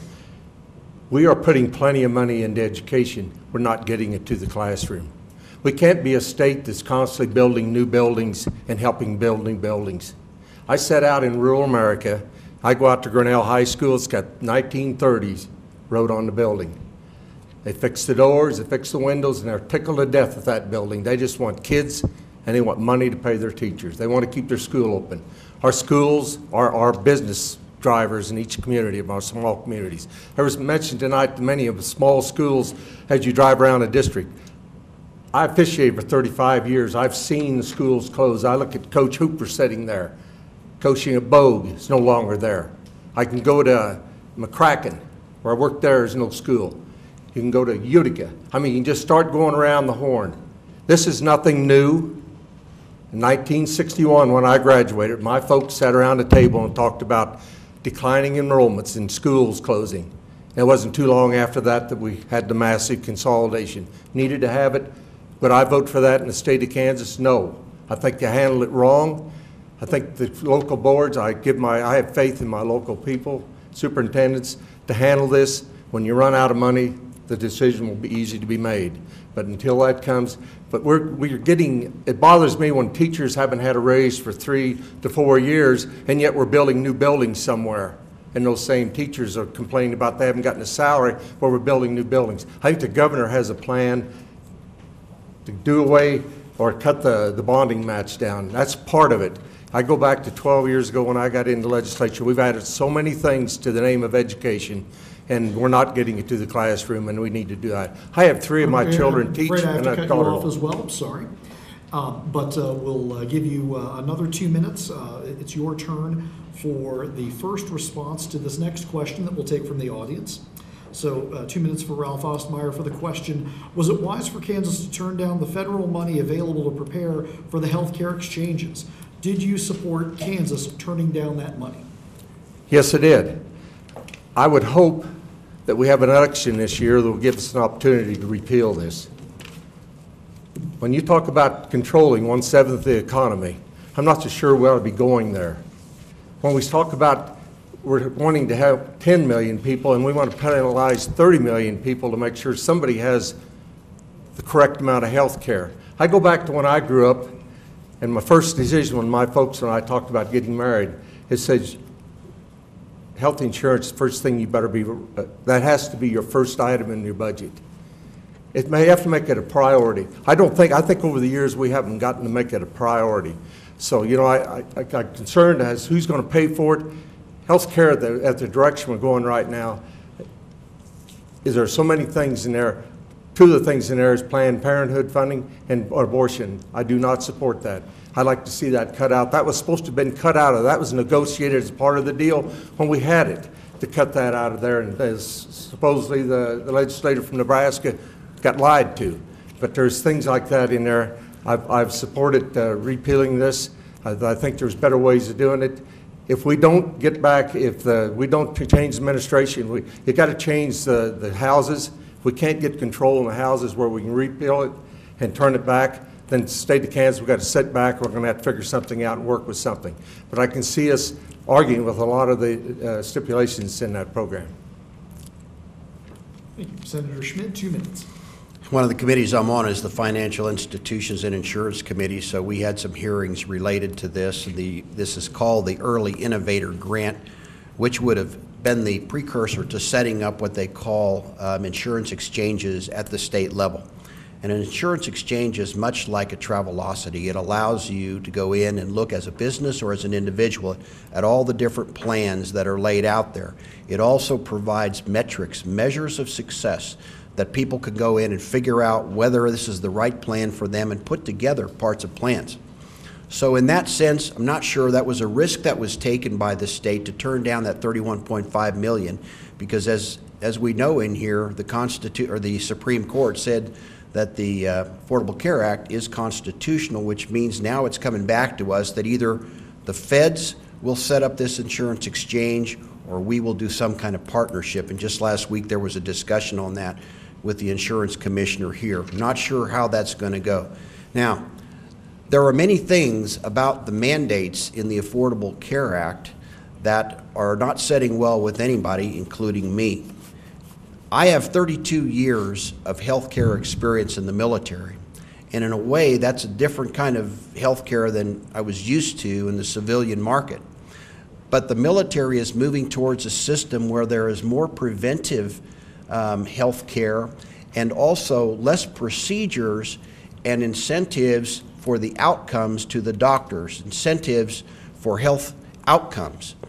We are kind of messed up in our health care system in this country because the costs are increasing at 7.5% a year. So the real discussion needs to be had about how do we provide health care to our citizens in a proper way without mandating everything but the kitchen sink on our necks. All right, thank you. Our the next question, and this will go to Alan Schmidt for 2 minutes first.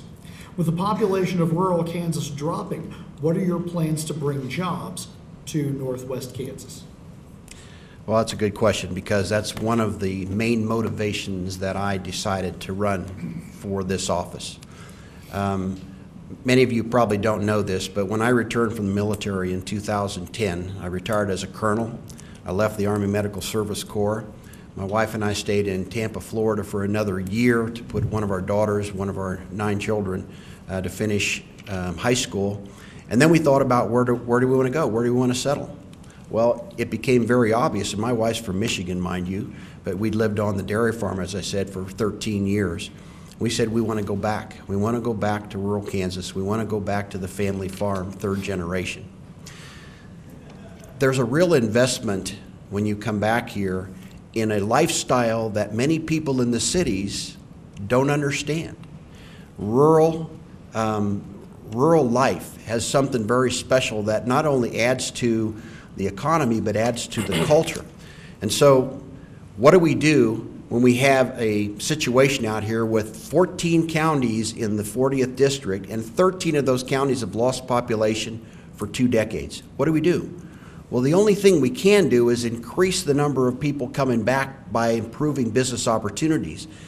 But there's many, many complicated parts to this, because you can't increase the business opportunities without looking at the housing. You can't do that without looking at the facilities and the different things for our elderly population, many who are frail out here, an increasingly high percentage of senior citizens out here. All those things have to be looked at together, and that's my intention. If I go back into the Senate, is to put together a rural coalition to address these issues, because bottom line, it's bringing the population out here into the state, in this part of the state, if we're going to keep our schools open and revitalize this part of the country. Thank you. 2 minutes, Ralph Ostmeyer. Thank you. The Rural Opportunity Zone that Senator Schmidt and I both was a part of was a great start. It's a small step toward trying to get something, trying to bring population back to Western Kansas. I think that was a great start in the fact that we got so many rural kids that went to the urban area with the idea of things were better and the farming areas come out here where the crops are poor and so on. We have to get away somewhere because Dad can't afford to have us on the farm. Now that the things have turned around, it's more prosperous on the farm. We've got some rural kids who would like to come back home. And so when I look around a number of years ago, when I was first in the House, Senator Clark and I had a bill that we pushed around that would bring jobs back to Western Kansas. When some of the consulting stuff in the state jobs, wanted to bring them back to Western Kansas. I thought there for a while I had some opportunity to bring jobs back to Colby, Kansas, because they have a state building on there, and we was going to bring some jobs back. There's so many opportunities there that, as my son is a school teacher, no longer teaches, but he was a teacher for a number of years and has been able to farm, so there's the opportunities there you can do there. I've always had my heart goes with rural Kansas. I call it rural America. That's how this country was built by, and when I talk to our college professors and talk to the presidents, they like the rural Kansas kids. They like the good rural, hard-working kids that go with it. And Ellen, Senator Schmidt and I both grew up on dairy farms. I think we both had that opportunity to get that training. Thank you both. We'll return to an audience question now, and we'll begin with Ralph Ostmeyer for 2 minutes. What is your position on changing the way state Supreme Court and Court of Appeals judges are appointed? We had that bill this year, and well, I don't know, it didn't go anywhere because of the moderate leadership. I support the judges being appointed by the governor and approved by the Senate. I think it's the only way it's fair. And you say, well, you got a Republican government, you could have a Democrat governor. I think you got more people involved in it. It really bothers me in 2005 when we was called back to funding on schools that the judges told us how much money to spend. I'm elected, Senator Schmidt's elected, we have elected House Representative members over here. Didn't make any difference. Judges can make that decision for us. We make those decisions, we don't do it right, we get reelected or sent home. And I very much support the governor appointing those, going through that process. I think it's too skewed the other way, it's partial, and I just think it's bad policy. All right, 2 minutes. I would agree that there is a hybrid version of what we have today in court appointments to appellate judges that we need to take a look at. Giving the authority, though, totally to the governor to appoint the judges, I think is fraught with partisanship potential. This is what we do at the national level. Now, if anybody's, and the argument in favor of this was, well, it's going to go through the Senate for confirmation. Isn't the Senate going to be nonpartisan? Well, folks, the Senate and the House couldn't even get a redistricting bill out this year, for heaven's sakes. It took the federal judges to do that. You talk about being nonpartisan. These are very, very important positions. What do we need in these positions? The first thing you need is qualification. Are they qualified, okay? Not politically, but qualified in the practice of law with full experience in their background to make the decisions. Do we worry about their partisanship in terms of conservative or liberal? Of course we do. Those issues come up, and in this kind of a government, that's what you have. So you try to downplay that as much as you can. If you give it to the governor 100%, in one session you have a conservative governor, and in another session you have a liberal governor, okay? And sometimes the same thing happens in the Senate and the House, as you have witnessed with our legislature in the last couple of years since I've been in there. So a hybrid version of that, I think, is right. I can see giving the governor more authority in this, but let's make the vetting at the beginning of this to provide those judges for those appellate positions that are properly experienced and have the qualifications that they can do the right job for the people of Kansas. All right. We'll return to a question from the audience. And this one follows up with the earlier question about jobs. This question says, understandable to want to create jobs, but what can be done to keep our small businesses successful? 2 minutes, Alan Schmidt. The bedrock industries for rural Kansas are agriculture, oil and gas, and our many small businesses in the communities. And as you travel around the communities and you see how some of the businesses are struggling, but their commitment to the community, that's what provides the life and vitality of rural communities. We need to keep those businesses going. We can't support them in many ways because financially they have to be able to make it. But we don't also want to burden them with a lot of regulations. And here's a good example. Anybody that's in the banking business here knows that when the Dodd-Frank was passed at the national level, that came back on us. And many of our community banks out there now are having to put a full-time equivalent in just to take care of that. And I just talked to a banker the other day who said, no, Senator, not just one full-time equivalent. I've got to put 2 and maybe 3 to handle those kind of regulations. Those are backbreaking to our businesses. So that's a starting point. Our small businesses also need to have communities that have proper education. What happens when you take the school out of a community? The community starts to wither, okay? So there's value in us trying to keep that in there. And if you think that all the people in the urban areas are concerned about our education out there, I would like to show you just quickly a ad that was in the Topeka Capital Journal that says, what are we waiting for? Kansas has 293 school districts. Reduce that to 266 and we'll save $18 million.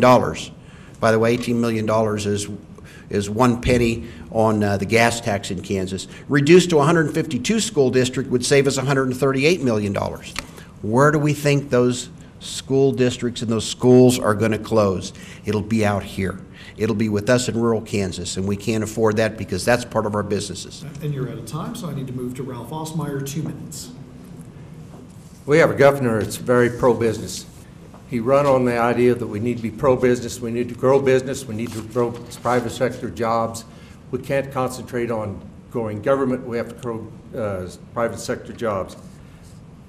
The three-legged stool is mentioned. When you talk about property tax and the three-legged stool, it's done to businesses. It's closed a lot of them down. There needs to be a balance. When I go out in our small communities, I also live in town, I have farm ground. My taxes in town have skyrocketed. The businesses in town have skyrocketed. If I, as a farmer, want to help Grinnell or any small community in my district is supposed to be successful, we have to hope that the town is successful also. So there needs to be a balance there, and I don't know how they're going to do that. We addressed this tax problem over a number of years ago, and it's working great, but it's slow to follow up on the because it's supposed to have an 8 to 10 year rotation. But the main thing, if we can protect our small businesses, we got to make sure they have a viable workforce and they can afford to keep their doors open. If we want to grow, we got the drilling coming up now. There's so many things that's positive in America right now that if we want to grow, if we can keep our small businesses viable, that's definitely going to keep the business structure out there and the tax structure so we can grow our schools and move on. So it just makes one round circle. All right. Move to another question from the audience. And this one will start with Ralph Ostmeyer. 2 minutes to you. How would you support ecotourism in the state of Kansas? Ecotourism. Give me economic development. You know, ecotourism, environmental tourism.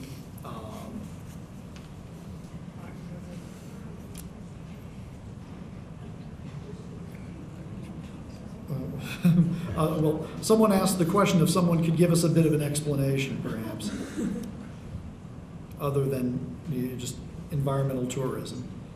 I didn't ask the question, but I know fishing, hunting, lakes,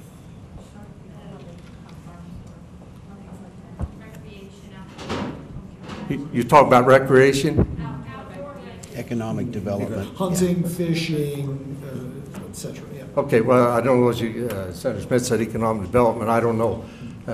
That can be, some of that can be economic development, and it's good for our small communities. I know there are people wanting to put in walking trails and so on. They want to take the railroad and take that property and use that and so on.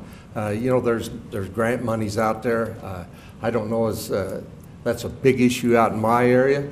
I don't know how much of a big issue that is here in the Hayes area. I guess I haven't really been addressed with a problem like that.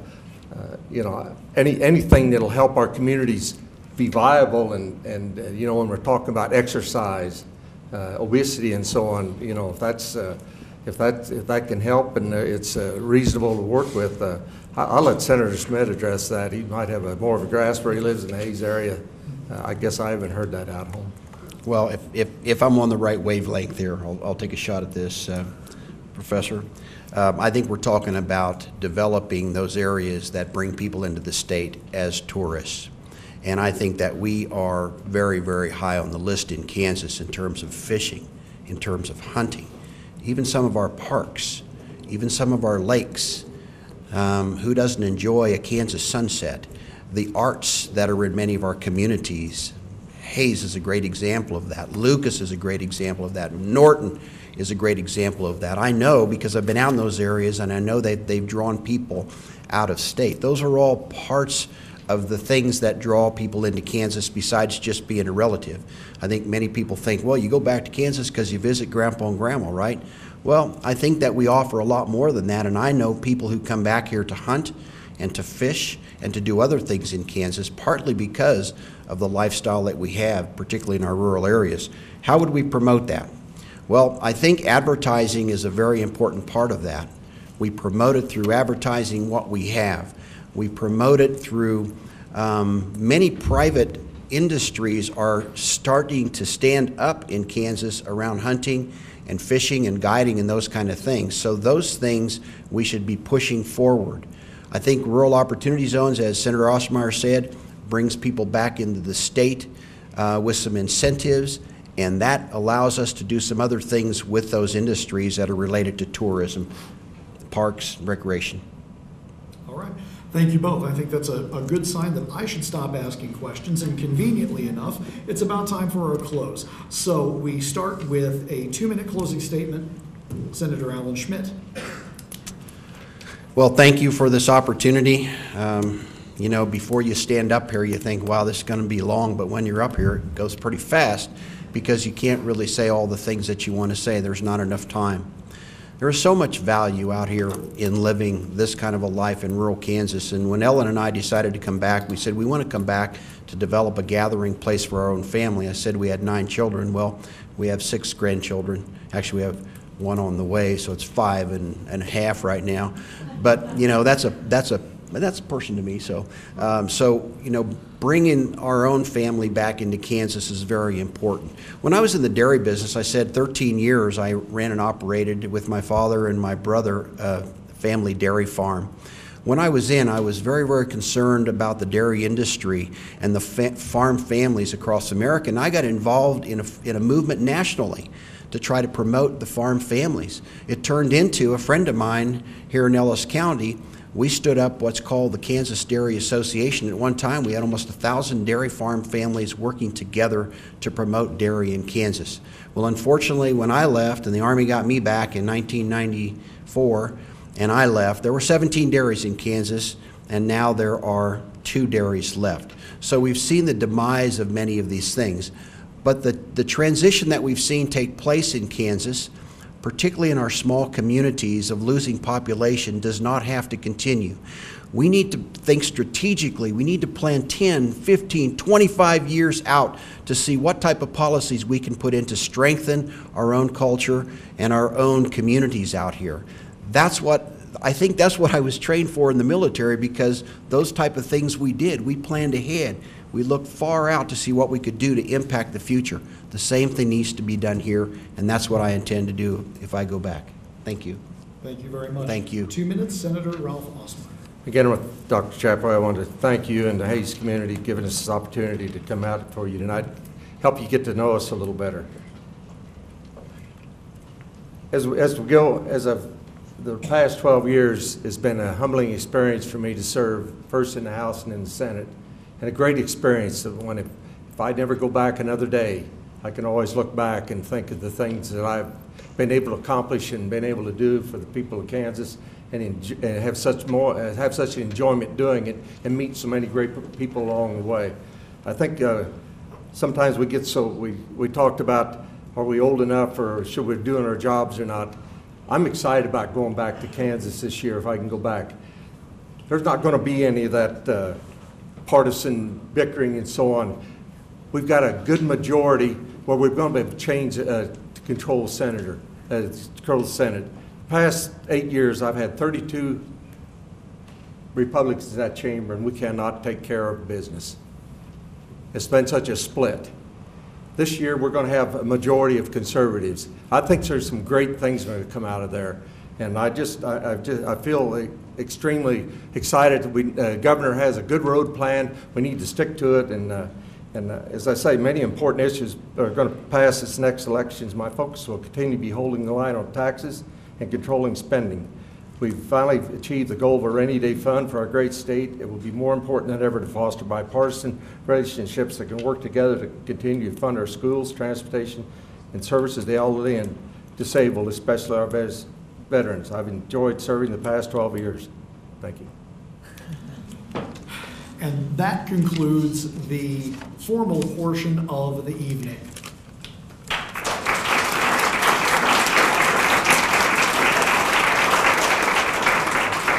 The candidates will be here and available for informal question and answer if you would like over the next half hour.